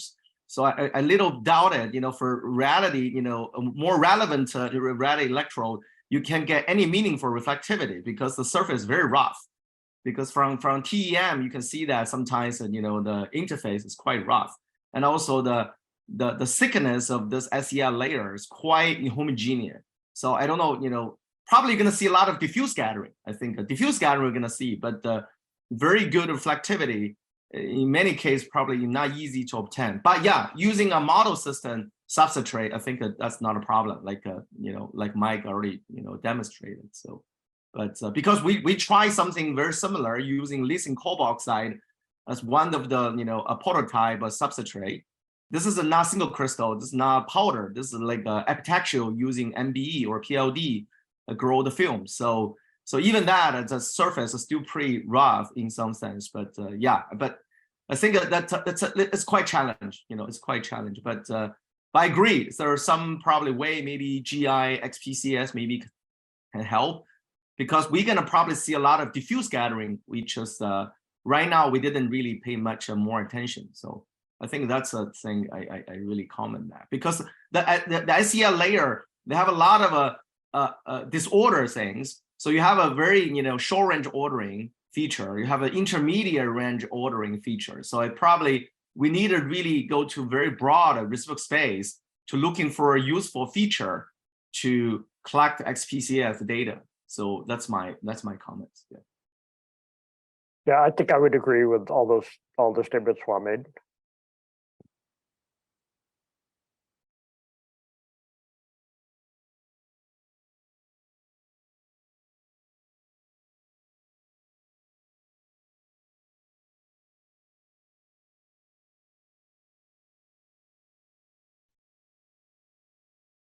Hey, Jean, you have some comments? Yeah. So I got a question for Mike. Mike, good. Very nice to see you. It's definitely been a while. Last time when I see you, you were still at the STEM SSRL, so Slack. So, but anyway, so so this is the barium chloride salt solution in contact with the substrate for the double layer experiment is really nice. So so it remind me some experiments long time ago when I was graduate student. We did these standing wave experiments to look at the double layers with zinc chloride, at the membrane surfaces. So that so maybe this is a potential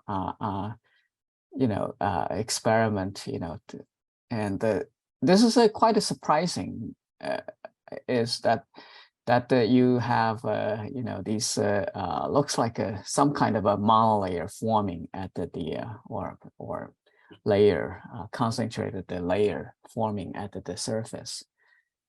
So from that kind of the time scale, so can you give an estimate, so how big are the what is it called, like a radius of hydrated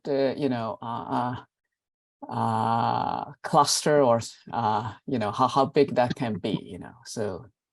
Yeah, I don't, these data are very fresh, so I don't have a good answer for this. I mean, in principle, right, we can get concentration of barium on the surface, and you can make some estimate for how big a barium ion is, either hydrated or not hydrated, and then by comparing that to the areal density you get, right, number of barium atoms per centimeter squared, you can make an estimate for how hydrated it is laterally. Right. But we have not done that yet. Okay. But in principle, that's a tractable thing, and that is in fact one of the goals here. There is some suggestion that if you move beyond the barium layer, there's something else going on.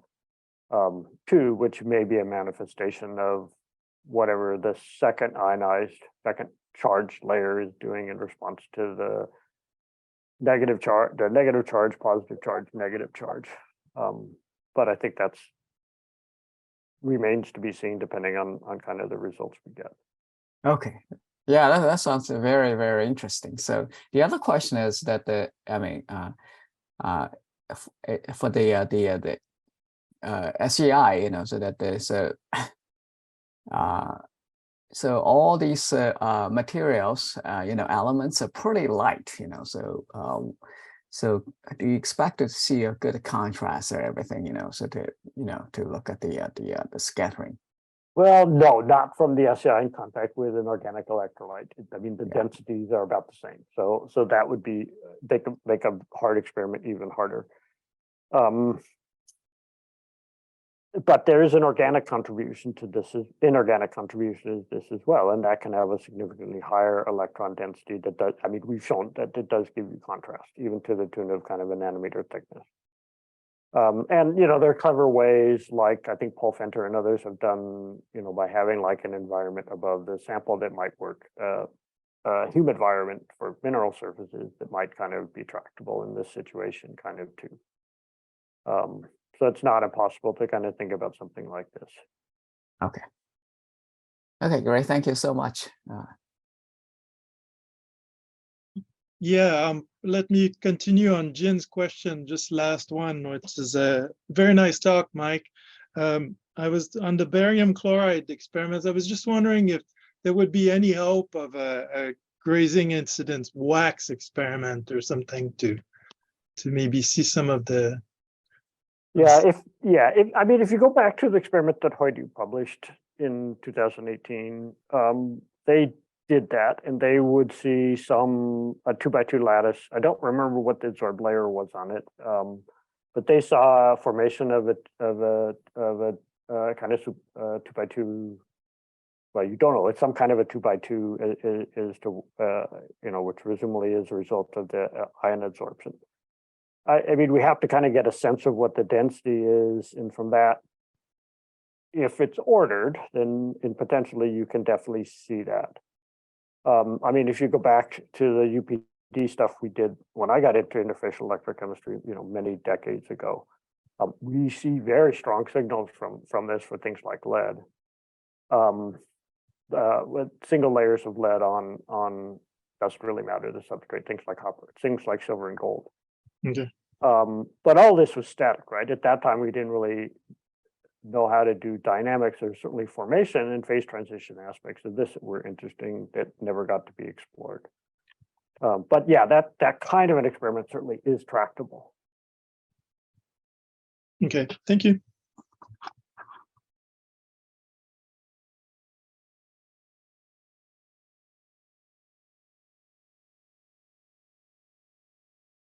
Okay, so if there is no more questions or comments, let's wrap up the morning. Oh, Jin, you have something to say?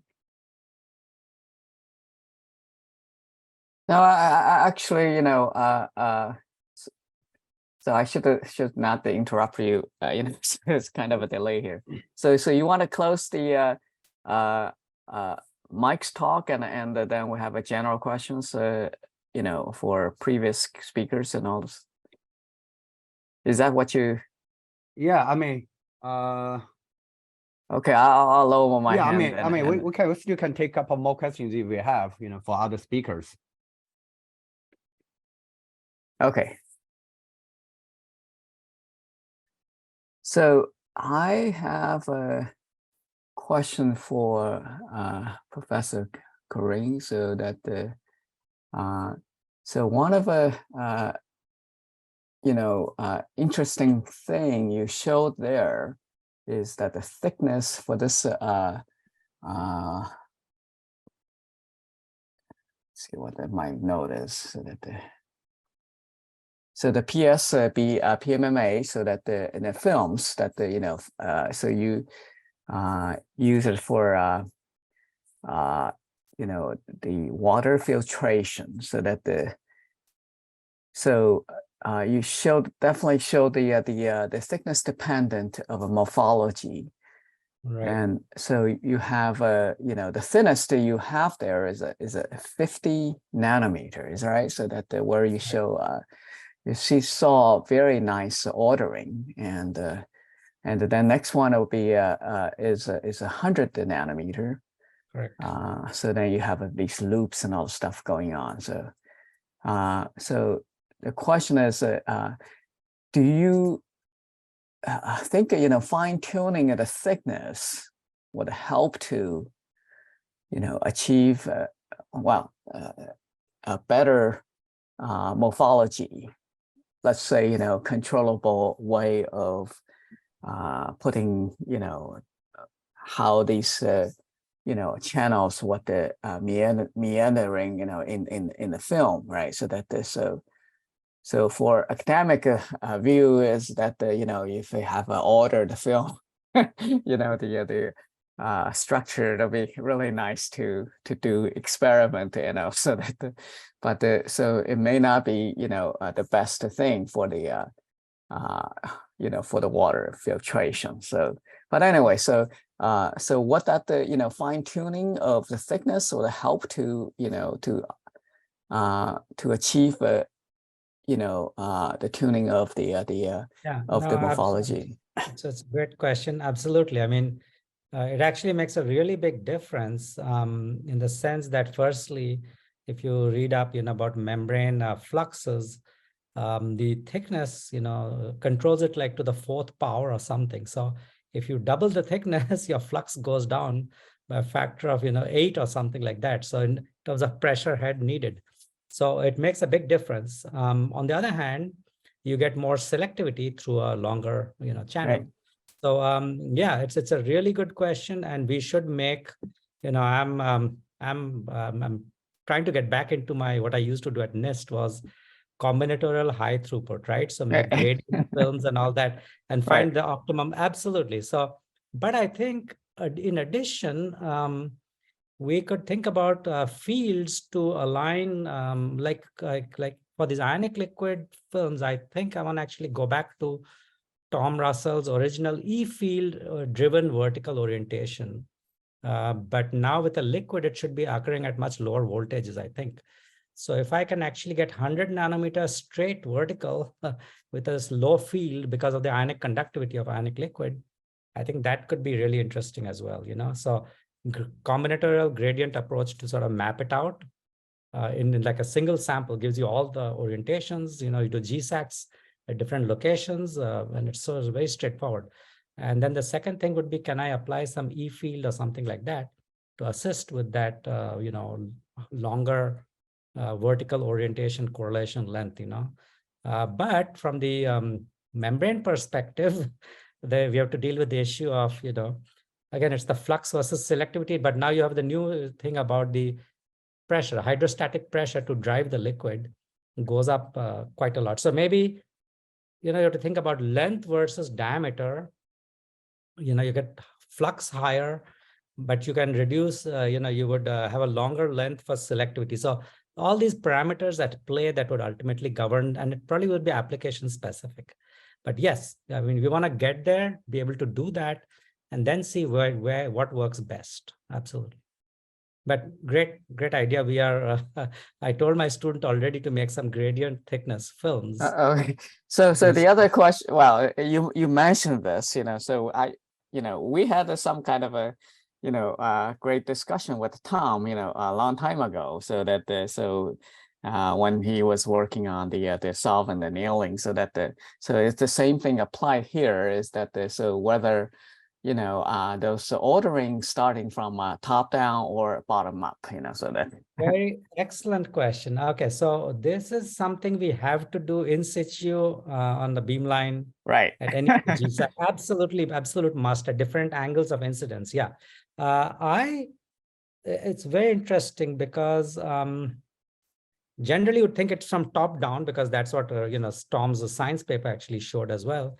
But I could imagine that the substrate plays a big. In fact, I didn't show pictures. We looked at the backside of different substrates. Silicon, polymer coated silicon, and then something else. And there are variations, but it is by and large 80% or higher is vertical orientation at the bottom. So if it is top down, I think the 50 nanometer is a good compromise of bottom up and top down meeting in the middle, where it's neutral from the bottom and it's top down. It's the synergy of the two processes. But 100 decouples them. And that's then the no man's land in the middle where they meander. So that's my thought right now, that I think they happen at the same time, bottom induced orientation control, but the solvent doesn't leave the film from the bottom, it leaves from the top.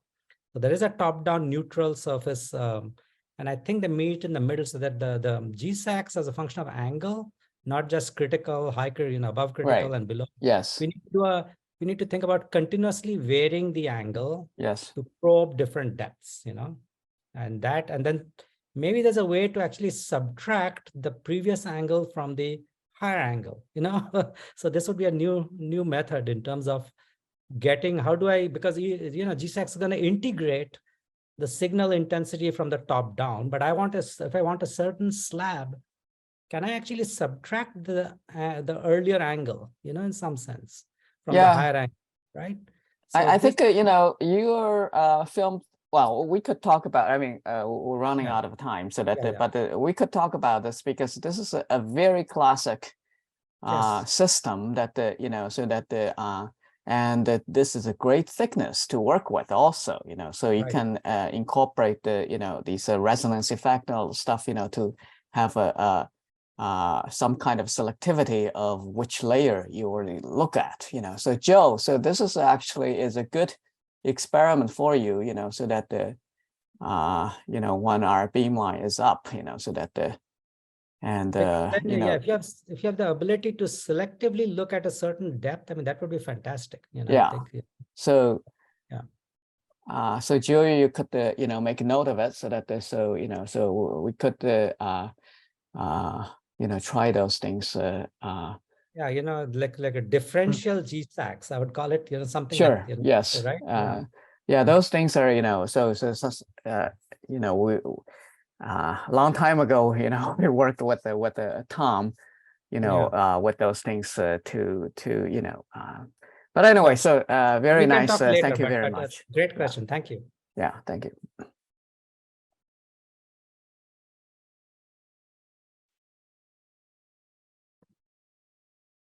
Okay, so if you still have questions, you can unmute yourself. Maybe we can spend another 1 or 2 minutes. Okay. If there is no more question, so let's wrap up this morning session. Let's give every speaker applause. Thank you very much. Yeah, so we will come back about 12:15 Chicago time. That's about 20 minutes from now. Actually 22 minutes from now. So yeah. So okay, thank you very much. We'll see you in the afternoon. Bye. Thank you. Bye.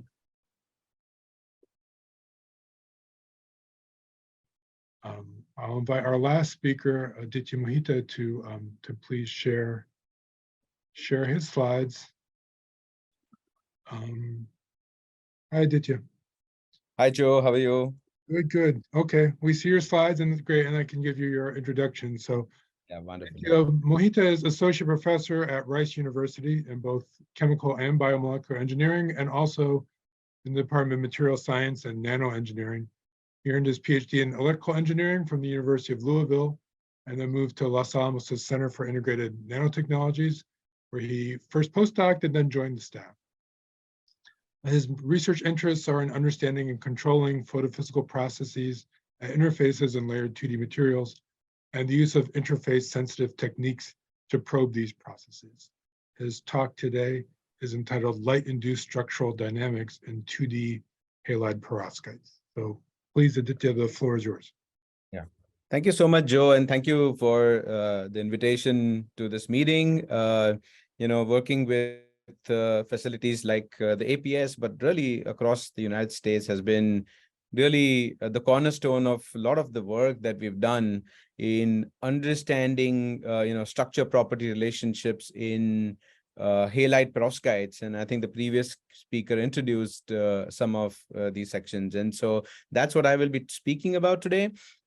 Specifically, I want to be talking about work that we've done at APS, at 8 IDE, and some of this also at Brookhaven on understanding light-induced structural dynamics in 2D halide perovskites. And one of the and this really this work speaks to, again, a very strong collaboration that we've had now really starting from 2016. And so what you will see is just a little bit of a history of how this collaboration and what work has actually gone into this interesting 2D halide perovskite system from a perspective of addressing the stability, long-term stability of halide perovskite, which has really been the bane of this technology for photovoltaics. All right, so see if I can get going here. All right, so let me just begin by acknowledging just the funding for this group, Joe and Esther, who just been instrumental, and of course, all the collaborators that are listed here that we've been working on, and this is now over about 7 to 8 years. And I'll also share an interesting fact that, since I recently got tenured, has got me thinking about just what a size of a group should be and what should be the funding model and the business model of how you operate. Do you want a big group or a large group? I just want to say that, one of the things that I've realized is that a lot of really interesting and creative work can happen in small groups, and also with people who are really organically interested in the same type of problems that you're trying to solve. So I want to say that all these collaborators, I've had no joint funding with any of these people throughout my career, but yet we've had tremendous success and just, finding new science and really publishing high impact papers. All right, so the story really starts here for photovoltaics. I hope this is not a repeat of what the previous speaker may have shown, but nevertheless, really we are here because halide perovskites have shown incredible efficient devices, photovoltaic devices with efficiencies now surpassing that of single junction silicon solar cells. But very few times curves like the one on the right are shown here, where if you take typically a stability of a 3D perovskite solar cell, you will see that this is a good device over 20%, but tends to undergo degradation over about 500 hours over time. And so this is really not acceptable if you're trying to get a technology for photovoltaics to get on the roof, put it on your roof for about 20 years. Or even 10 years for that matter. And so since really the very beginning, we've really realized that one of the key challenges for halide perovskites is going to be concomitantly obtaining efficient devices, but also the ones which actually are really durable. And so that's kind of where our story really starts. And the bigger motivation for this is that halide perovskites offer you the opportunity to get to a levelized cost of electricity, which is lower than 2 cents a kilowatt hour, and that would be quite transformational, because this is really driven by increasing the efficiency of a single junction solar cell, or even a tandem solar cell, which is now up to about 33% efficient. And so the efficiency is in the denominator, and as you increase this, your levelized cost of electricity goes down. And this really comes about by understanding new materials and new physics, especially of these low-cost technologies, which are solution processable and can be produced at a much lower cost than silicon. So photovoltaics, I'll skip this slide. This is just the basic thing on how a photovoltaic device works, and but just for the interest of time, I will pass on this. So halide perovskites are, it's a structure which has this ABX3 type structure, and these have been around. For example, strontium titanate is an example of this material, and then of course came the halide perovskites, where at the A side, this was replaced by an organic cation like a formamidinium or methylammonium, or it could also be something like a cesium. The B side had divalent metals like lead and tin, and even germanium in some cases. And then the X side had the halide ion instead of the oxygen for example, for some of these ceramic like strontium titanate like materials. Now, if you mix all of these materials up and if you measure what their tolerance factor is, basically it's just some ratio of the ionic radii. And if you get a value between 0.8 and 1, then you've successfully made a 3-dimensional perovskite. And so if you're on either of these edges of these numbers, then you don't get a perovskite phase. You may get something different, maybe a polymorph of this, or something that's a different structural phase. Now, in addition to this, if I add one more bulkier organic cation, for example, if I take something like a butyl ammonium cation, which has 4 carbon atoms, and if I put this into this mix, then what happens is that I do get my perovskite structure, but because this butyl ammonium is pretty large, it can't quite fit into the cage. And so what you end up getting is a layered structure. It organizes like layers, as it's shown in the picture here. And so what you have is the perovskite octahedras, which is this typical ABX3 type structure. And then separating these are these organic spacer layers. And so you end up getting this super lattice like structure, which consists of this, if you will, the inorganic and the organic layer, which is, and continues throughout. Now, an interesting thing about the structure is that you can actually now, you can actually characterize it, and you can see in this formula here, the N here refers to the number of octahedral layers that I have. And so, for example, in this picture that I'm showing, N here, N value would be 3, which is 3 layers of octahedra, and we'll refer to this as we kind of go along. Now we can also make inorganic versions of this. And in fact, we've made some of these. These are kind of things like cesium, tin, iodide, and chloride mixtures of this. And so it's possible to also grow these inorganic versions of this. And of course, inorganic oxide versions of these Ruddleson-Popper phases also exist. People have studied them for looking at correlated, interface physics, superconductivity, and other things in the past. If you look at the electronic structure, and so on the left, I'm showing you the band structure of a 3D perovskite, and you can see that this is a direct bandgap semiconductor where the valence, the minima of the valence band and the conduction band meet at the gamma point. And it has got nice, dispersion. And so this has low effective masses, pretty good transport properties, good mobilities in this material. If you look at the one on the right, which is the 2D perovskite, this has exactly the same type of a band structure. And so they're very similar because after all, the octahedra really, that's what forms the electronic bands in this material. And if you actually look at the dispersion in the out of plane direction, which is from the gamma to the X direction, you will see that you encounter flat bands. And that makes sense because you have this organic layer, which is most of the time not conductive. And so you get these flat bands. And of course, we'll come back to this, as I go through this talk of how do we really induce transport in this direction, in this third direction, which is typically, insulating. All right, so if you think about the synthesis of this, then, there was some really nice work that was done by Mercury Kanatsidis and Hemamala Karunadasa. And just around the time when people were interested in the 3D perovskites, people, these two groups demonstrated that you can actually grow a series of these types of perovskites, which have these different N values, and you can really control them. So for example, here I'm showing you a series which goes from N1 to N6. And you can see that through solution processing, you can very nicely, control what the number of layers that you have. And you can go all the way to 6. And I believe now there's also N7 and N8 and N9, which become increasingly difficult to fabricate as you go to these higher N values, because the enthalpy of formation starts to become quite positive.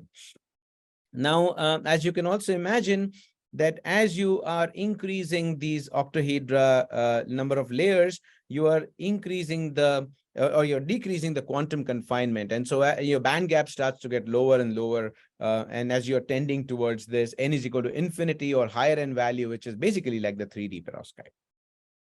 And so this kind of manifests like this. So if you take an X-ray diffraction pattern of these crystals that you made, you'll get a pattern like this. And if you look at these low angle planes, which are these 0K0, which are along the Z direction here, you can really characterize whether you made a crystal that is pure or impure. So for example, if you look at say an N2 crystal, I'm showing you the 020, 040, these planes, and you can see that for a crystal that is pure, you find that you have equally spaced 0K0 planes.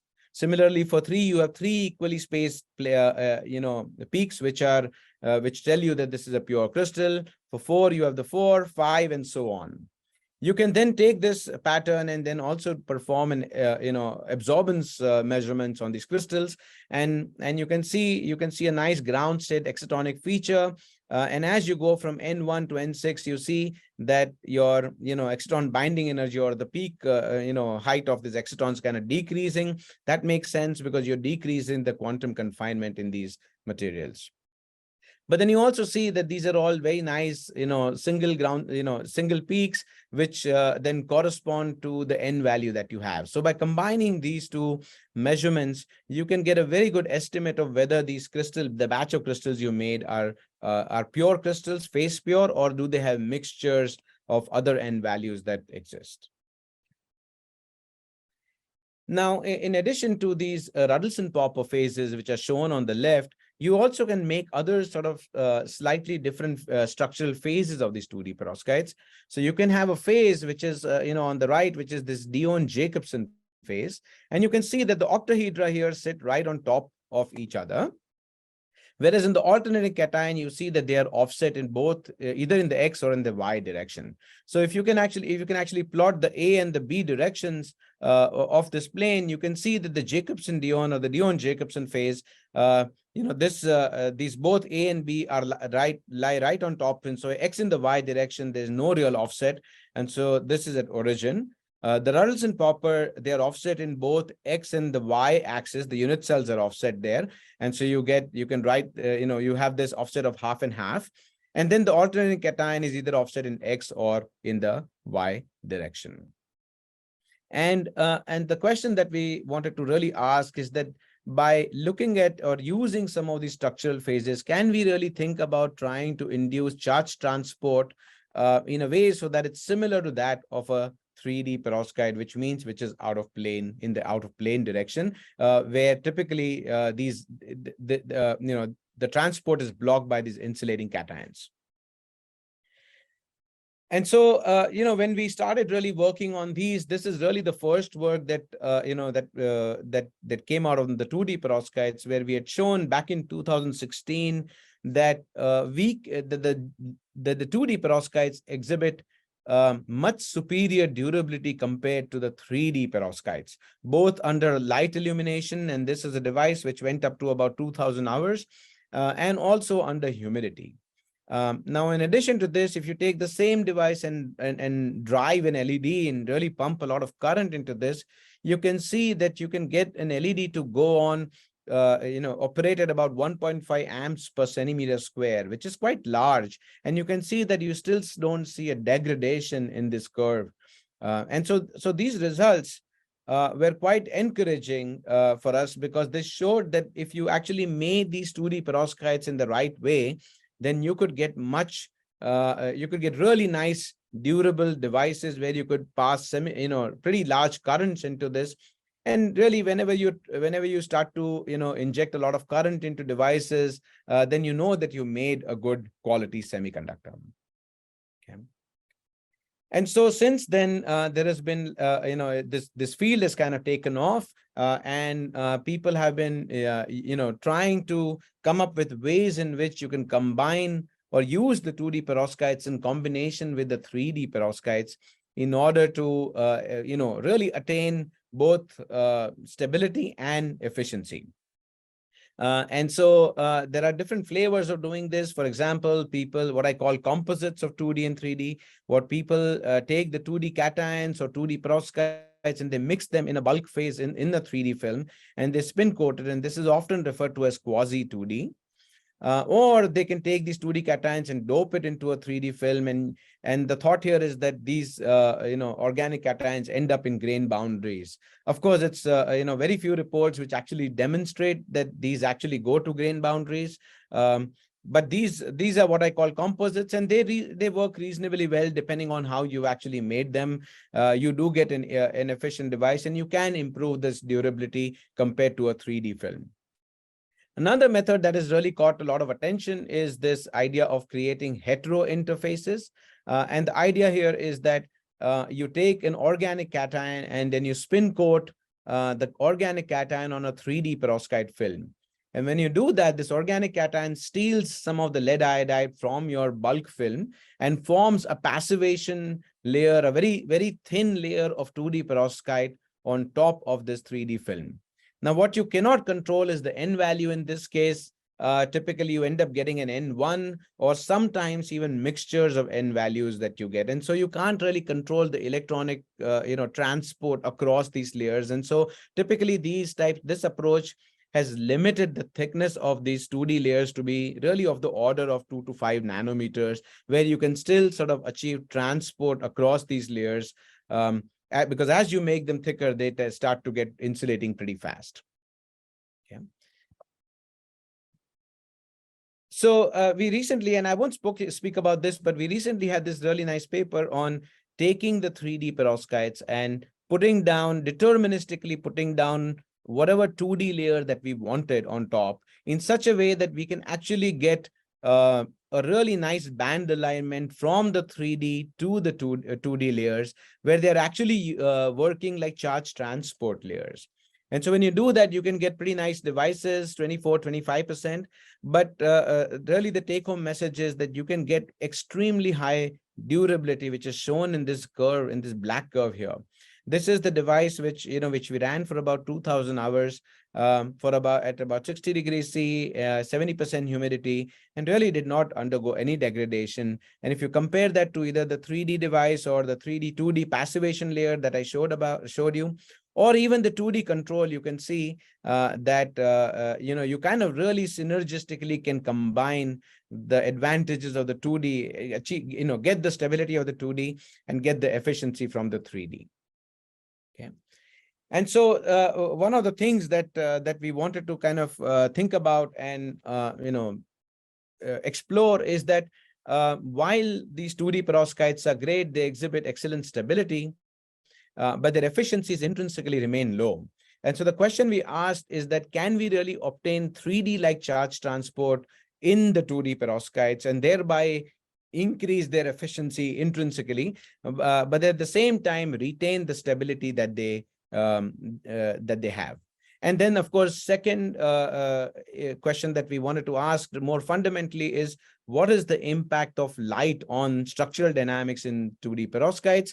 These are soft semiconductors, and so as soon as you expose them to any kind of external stimuli, light or temperature, or apply voltages, then they can undergo different structural changes. And so that is something that we wanted to understand, again, from a long-term context of achieving stable devices. So I think that's what I'm going to be really talking about. And I have two topics here. These are recent papers on light-induced structural dynamics. I don't think I will get time to talk about the second work. This was work done at SLAC and recently just came out. But I want to talk about this work, which is light-induced lattice contraction in 2D perovskites. So the story starts here, where we were looking at these photovoltaic devices, and what we were actually seeing is changes which look like this. So you take these three classes of the perovskites that I showed you: the Jacobson-Dion, the alternating cation, and the Rudolphson-Popper. When we put light on this device and we monitored the different figures of merit, like the short circuit current, voltage, the fill factor, what we found is that in the cases where we had the Dion, Jacobson, and alternating cation, we were seeing these abrupt jumps in your voltage and your fill factor. And this is something that we did not really understand. This effect did not manifest in the Rudolphson-Popper phase.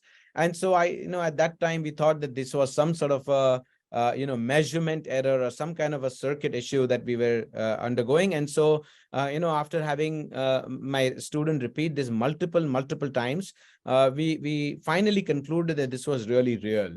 And so this is where we wanted to really understand what's really going on and understand the structural changes that may be undergoing when we expose this to an AM 1.5 solar simulated light.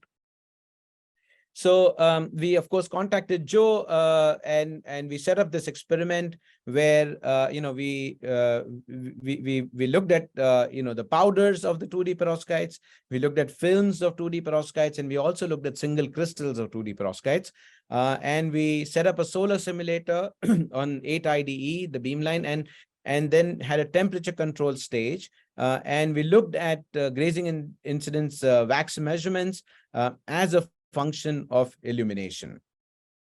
And so as we were looking at this, and if you take one of the line cuts from these GIWAXS patterns that we get over time, we found something quite interesting.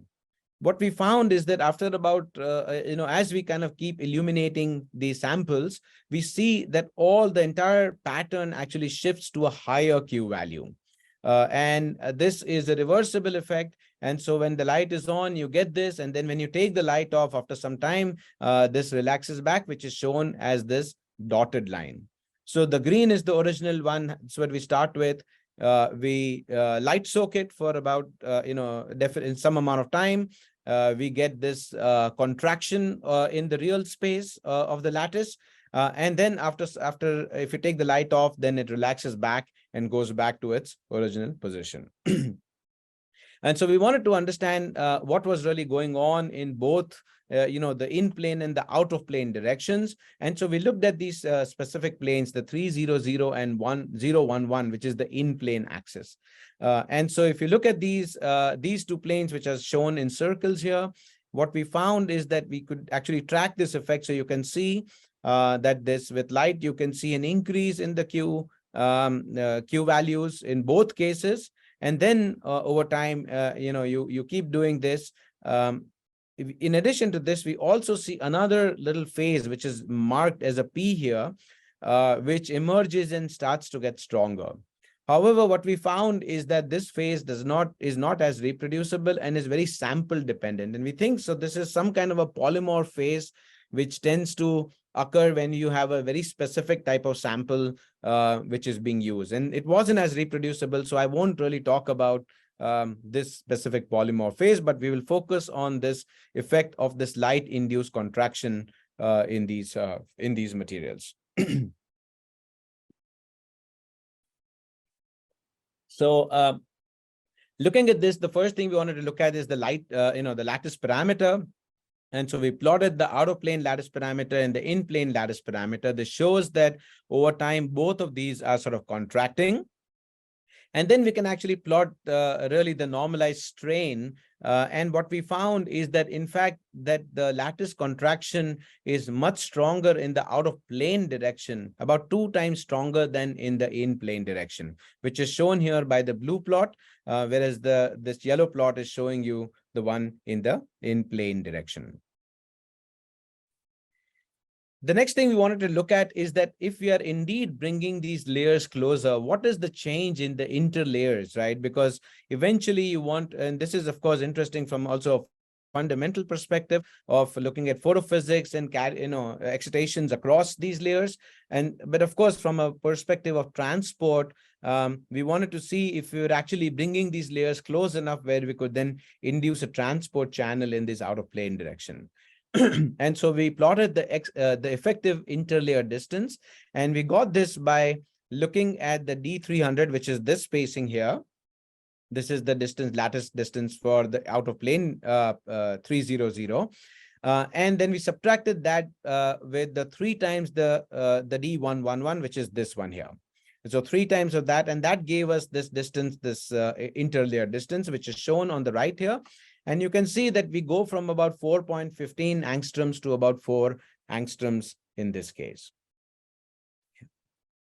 Now, if we actually looked at all the different structures of the 2D perovskite, we found that there was a definite correlation with the interlayer iodine distance. And so what we have is the apical sites here are iodide sites. And so what we found is in the cases where the interlayer distance was short, for example, in the Dion-Jacobson and the alternating cation, we were able to see this effect of this light-induced lattice contraction, whereas in the case where the interlayer distance was large, like the Ruddleston-Popper phase, we really did not see this light-induced interlayer contraction.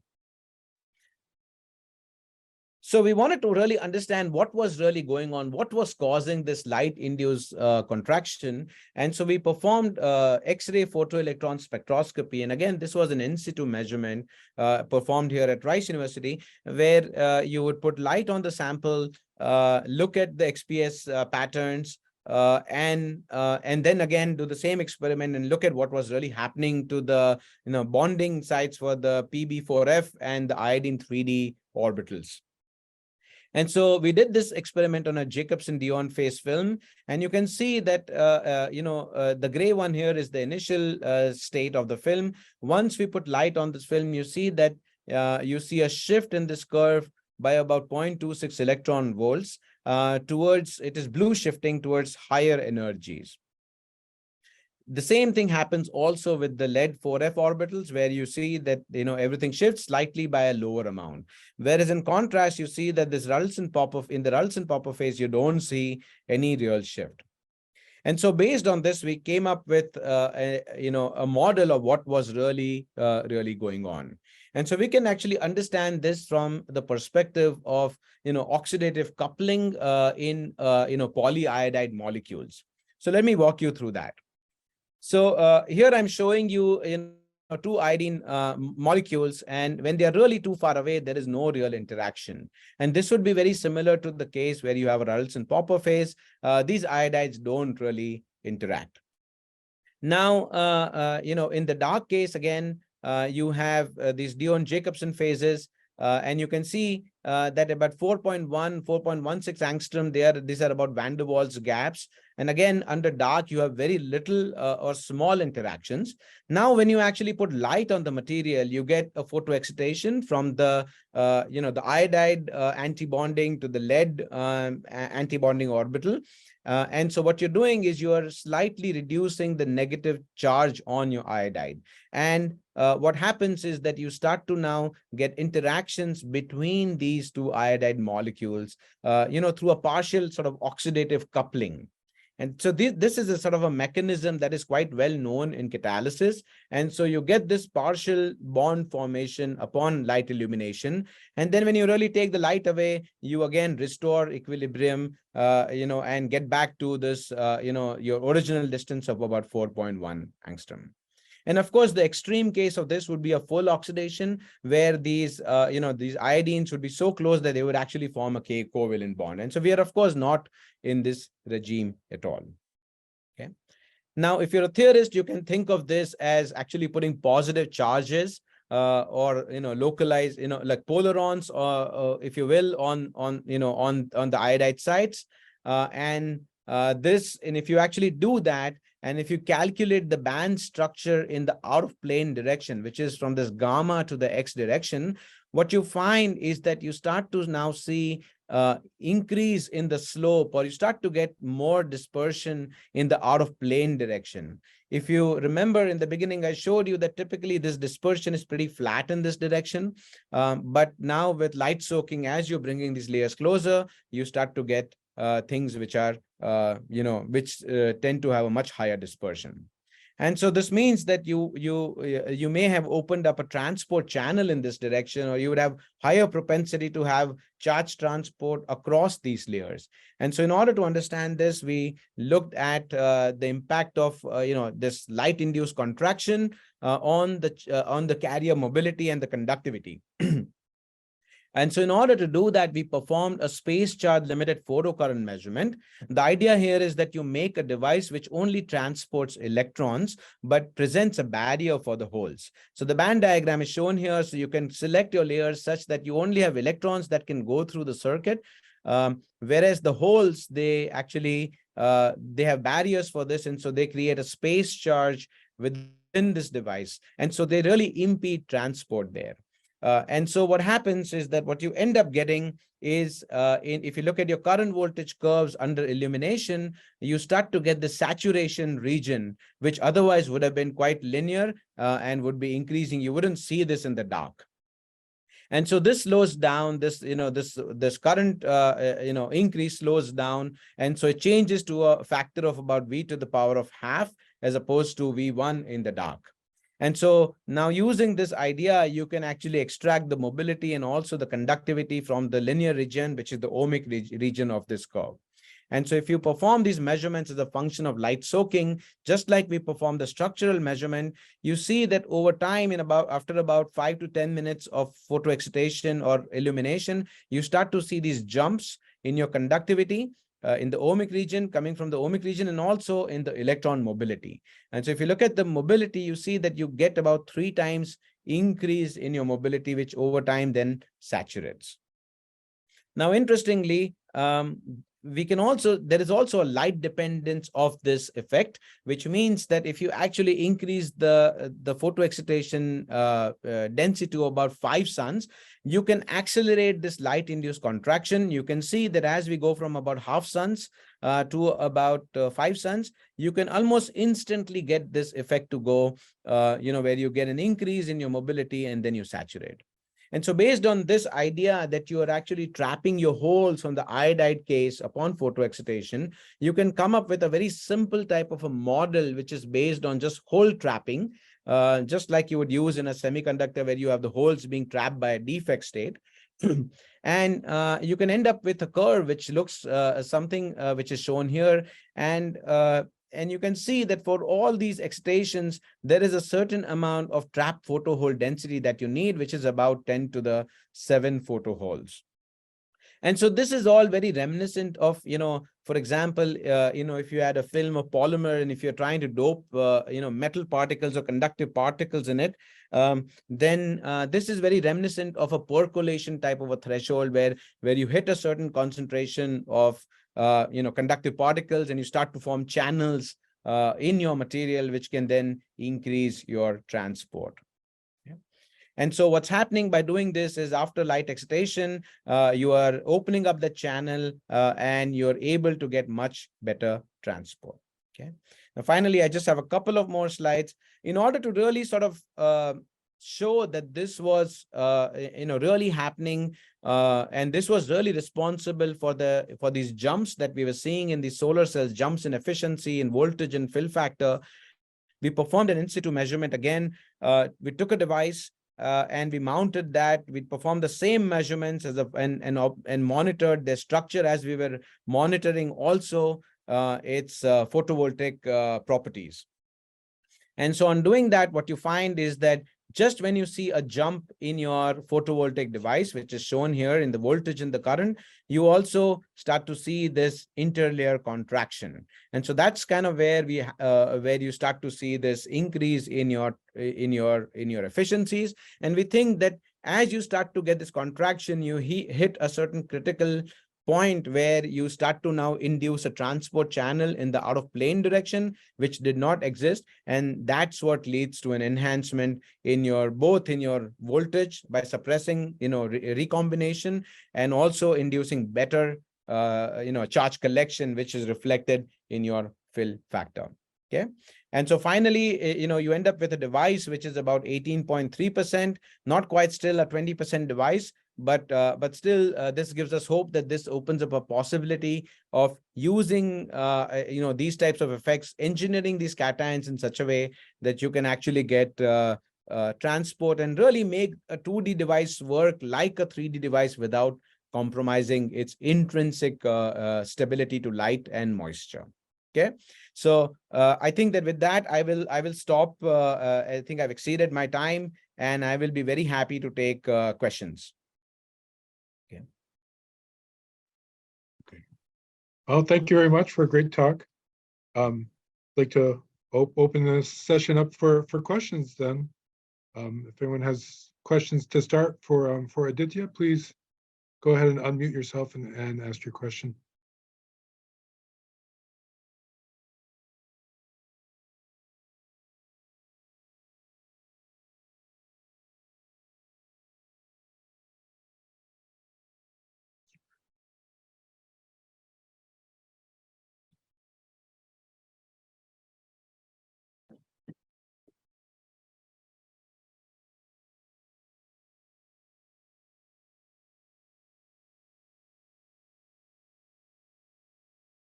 I think there's a question from Hua. Let's see. Hey, Hua, go ahead. Hey, how are you? Hey, good. How are you? So yeah, thanks. It's very exciting talk. It's well, it's a pity you don't have a time to talk about the UED work, which is also published this year. So anyway, maybe next chance. Yes. So I have a quick question for the line induced. That's a very interesting result. So from the XPS, result, that's also in situ, right? XPS. It looks like from the title, the XPS. Yeah, that's also. So my question is, so both lead and the iodine, they show this, blue shifts that go to hide binding energy. So your interpretation is the iodine definitely have an oxidization. Yeah, that's pretty natural. But how about the lead itself? Is lead also any change of valence? Because that's a great question. In fact, we wondered about this a lot. And I think what we think is happening to the lead is that obviously the lead hosts the electrons, right? And so the electronic states are quite delocalized.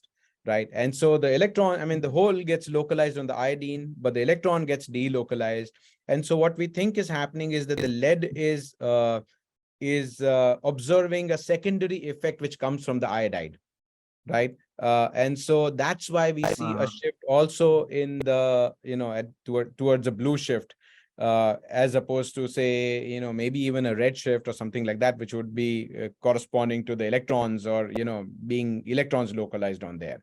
So we think this is some kind of a secondary effect which exists, and that's what's causing this, shift in the lead as well. Okay. Okay, I see. So and now the electron really doped to the iodine is really coming from the light, right? Light induced the carrier to the iodine, right? The oxidized. Yeah, okay. yes, absolutely. I mean, so I didn't talk about it, but the temperature effect of this is that everything expands, right? So you put light on this and everything expands, and yeah.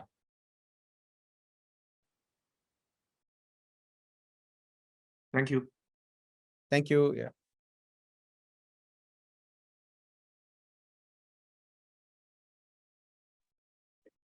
Sorry to interrupt. Unfortunately, I need to leave because I need to get to my babysitter, but thank you so much for inviting me. And I leave you in the competent hands of Christopher. Christopher Gareva, he has carried out the GI-XPCS work, and he also knows about the rest of our group. So if there are questions for me, I'll pass on to Christopher. Well, terrific. Thank you so much, Ava. We appreciate your contributions to this workshop, and we're glad that Christopher is here to a continued discussion. Bye. Thank you.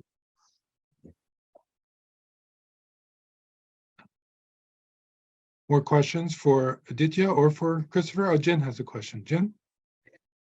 Yeah, that's a very exciting work. So the question is, so how much of this light-induced contraction is from, inhomogeneity of the material, the sample? I mean, so more like on the surface of, you have multiple interfaces and the surfaces, and so but for the physical surface of the sample, would contribute more of this effect, or it's more homogeneous throughout the these yeah, so we think that this effect is homogeneous across the sample for multiple reasons. So we've done these measurements on powders, which are of course, which are kind of almost so you basically have all the X-rays kind of going through. You can also get a signature from the substrate, and the light actually penetrates through, so you can actually measure the transmission from the light. We've also performed these on single crystals, which are, the flakes are of the order of about 200 nanometers of thickness. And this also shows the effect. And then, of course, solar cell films, which are about 200 nanometers, right? Mm-hmm. And all of these things seem to show the same effect of this light-induced contraction. So we don't think that this is really inhomogeneous, because really what we are measuring is bulk properties in the device, right? Okay, yeah. So, okay, and also in XPS, these are all fairly representative bulk measurements. So we think that this is a homogeneous effect which comes from the structure of, of this 2D perovskite. Okay, so in terms of the measurement, so you looks like you just spread out all these, powder on the surface, right? So if you sort of like collect all these powder, put in the capillary or something, so yeah, you would have the same, powder ring. Yes, so these were done with smeared on the substrate. So we didn't put it in the capillary, but these were sort of smeared on silicon or a glass. I can't remember, one of these substrates. Okay. So getting on the substrate like that, it just you probably would have a a better illumination of X-ray. Yeah, exactly. So because then you can illuminate it homogeneously, and X-rays we know that penetrate all throughout the the substrate, right? Right. Okay, thank you.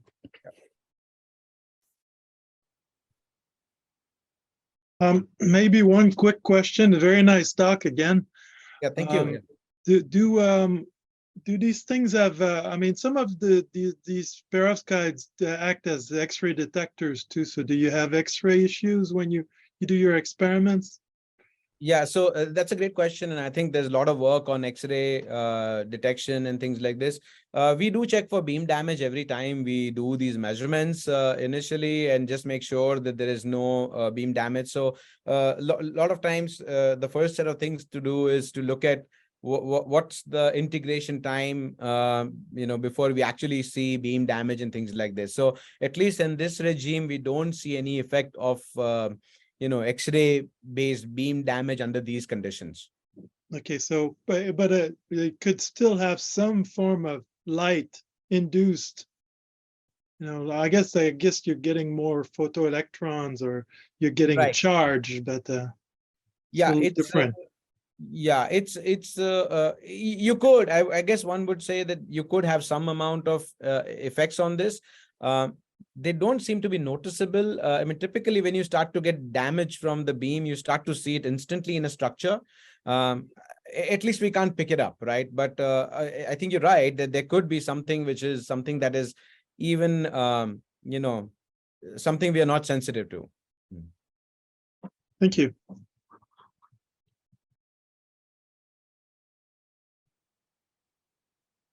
Another question. Actually, on that topic, Christopher, maybe you could tell us. So in your study, I think you used dynamics that were induced by the beam. So you purposely damaged the sample. So what were you looking for and monitoring to that you knew that you were damaging your sample? We were pretty sure about damaging our samples because we looked at the beginning at the 2-time correlation functions and tracked them against the dose of beam we had on it, and then saw about after 1 second of full beam, we already got some induced dynamics, even spread 1 second of beam over 20 seconds or 10 seconds. But in the end, in our study, we illuminated the sample around 60 seconds. So we were pretty sure that we had beam damage in that experiment. And that was all in the dynamics though, right? So from a structural point of view? From the structural point of view, did you pick up on anything? We saw decay in overall intensity, but not in the position of features. Thank you.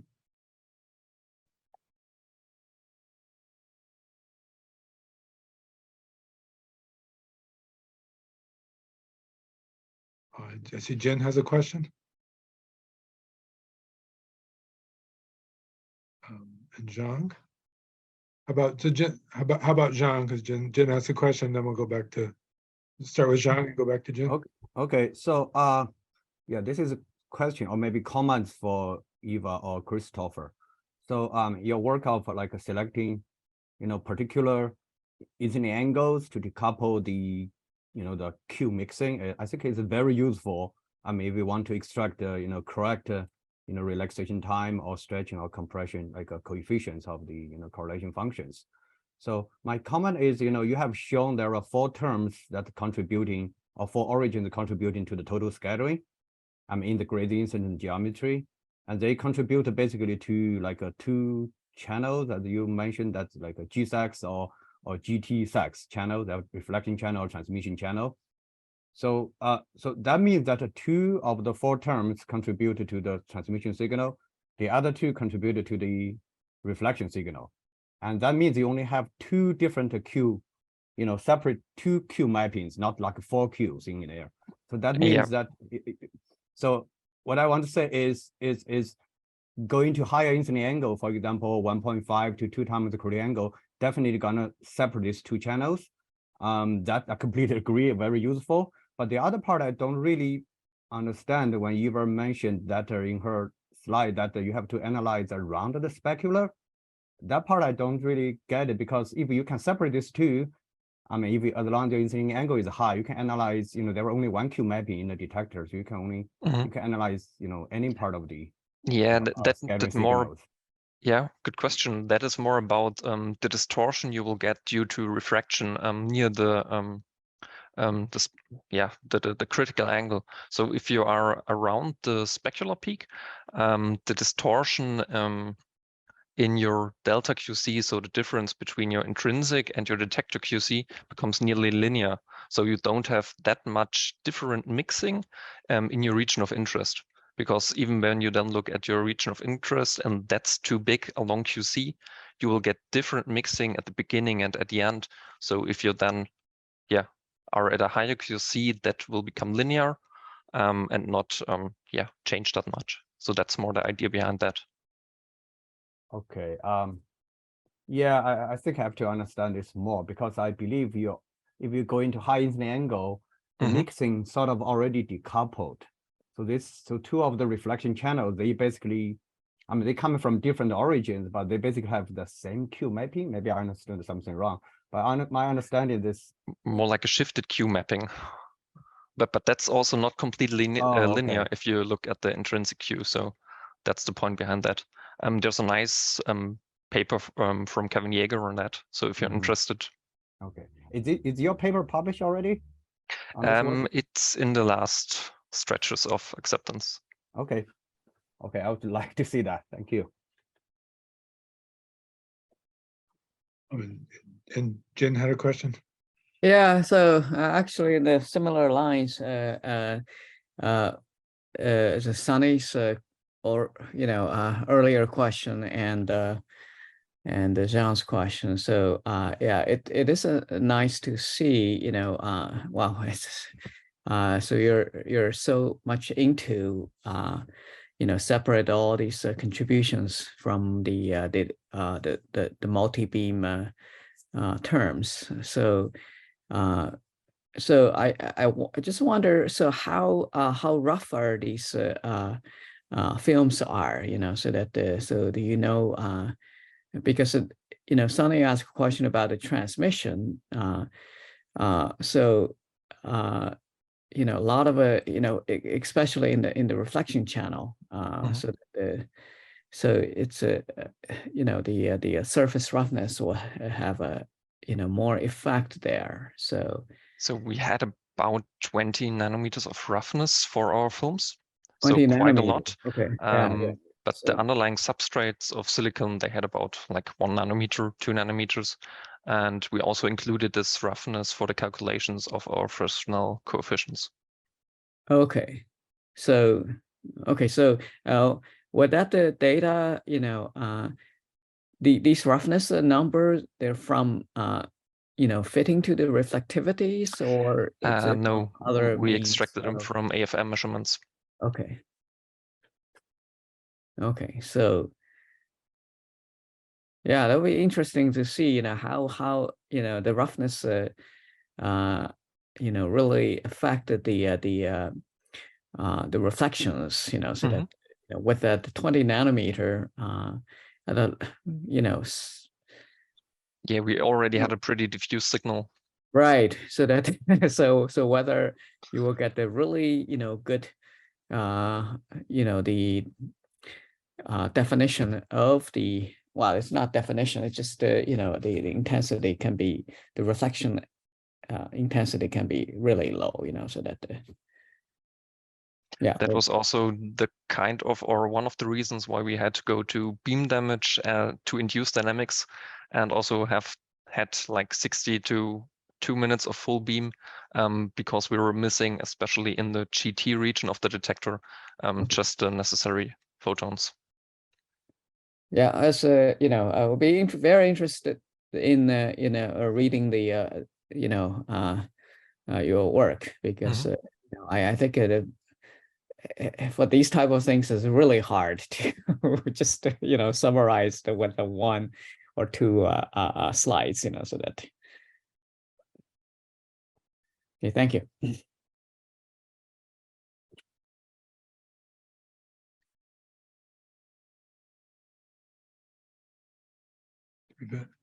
We have any more questions for Aditya or for Christopher?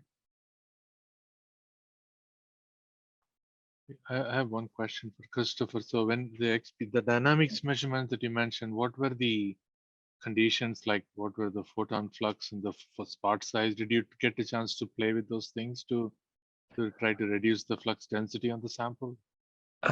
We did try to play with it. In the beginning, we tried to adjust the flux so that we don't have any beam damage, get sufficient signal in the GT region and in the GI in parallel. But when changing the incidence angle, we didn't succeed. But in the end, we had a flux of, I don't want to lie, I have to look it up. Of about 5 times 10 to the power of 11 photons per second. Wow. Okay. Did you really need that many photons, or could you have lived with 10 times less? Probably. Yeah. But in the end, we wanted, as I mentioned, a good signal also in the GT region, and we just had a lot of absorbance in there, and yeah, so we really needed the full beam.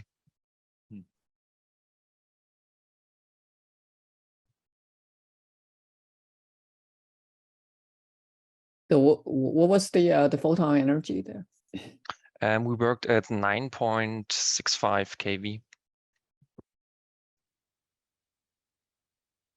Okay, so there would have benefit from a higher energy. So you get enough contrast from. I think if you go too high, you could be again at the absorption edge of LED, so you don't want to go too high, or then even higher. But we also were a little bit limited by the energies from CHX at NSLS2. Right. So yeah, I was thinking, so in the future, so that whether. I think in the future that could be really interesting. Yes. Yeah.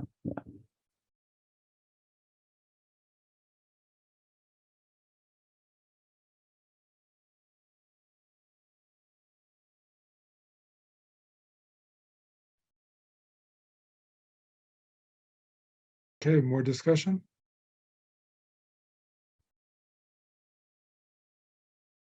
Maybe we should thank our speakers from this last session of our workshop and all the speakers for this workshop overall. So thank you all. Appreciate so much all the work that you brought to tell us about. And I think we've had some very good discussions about both from the theory side, what we can do with GI-XPCS and some exciting experimental directions, technology directions from inorganic, organic, and hybrid materials for different applications.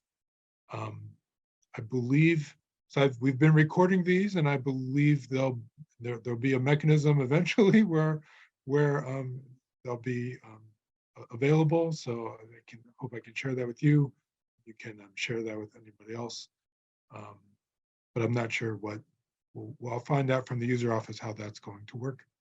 And so thank you everybody for your participation. Thanks also again, Zhang and Jin, my co-organizers, and thank everybody for your time participating.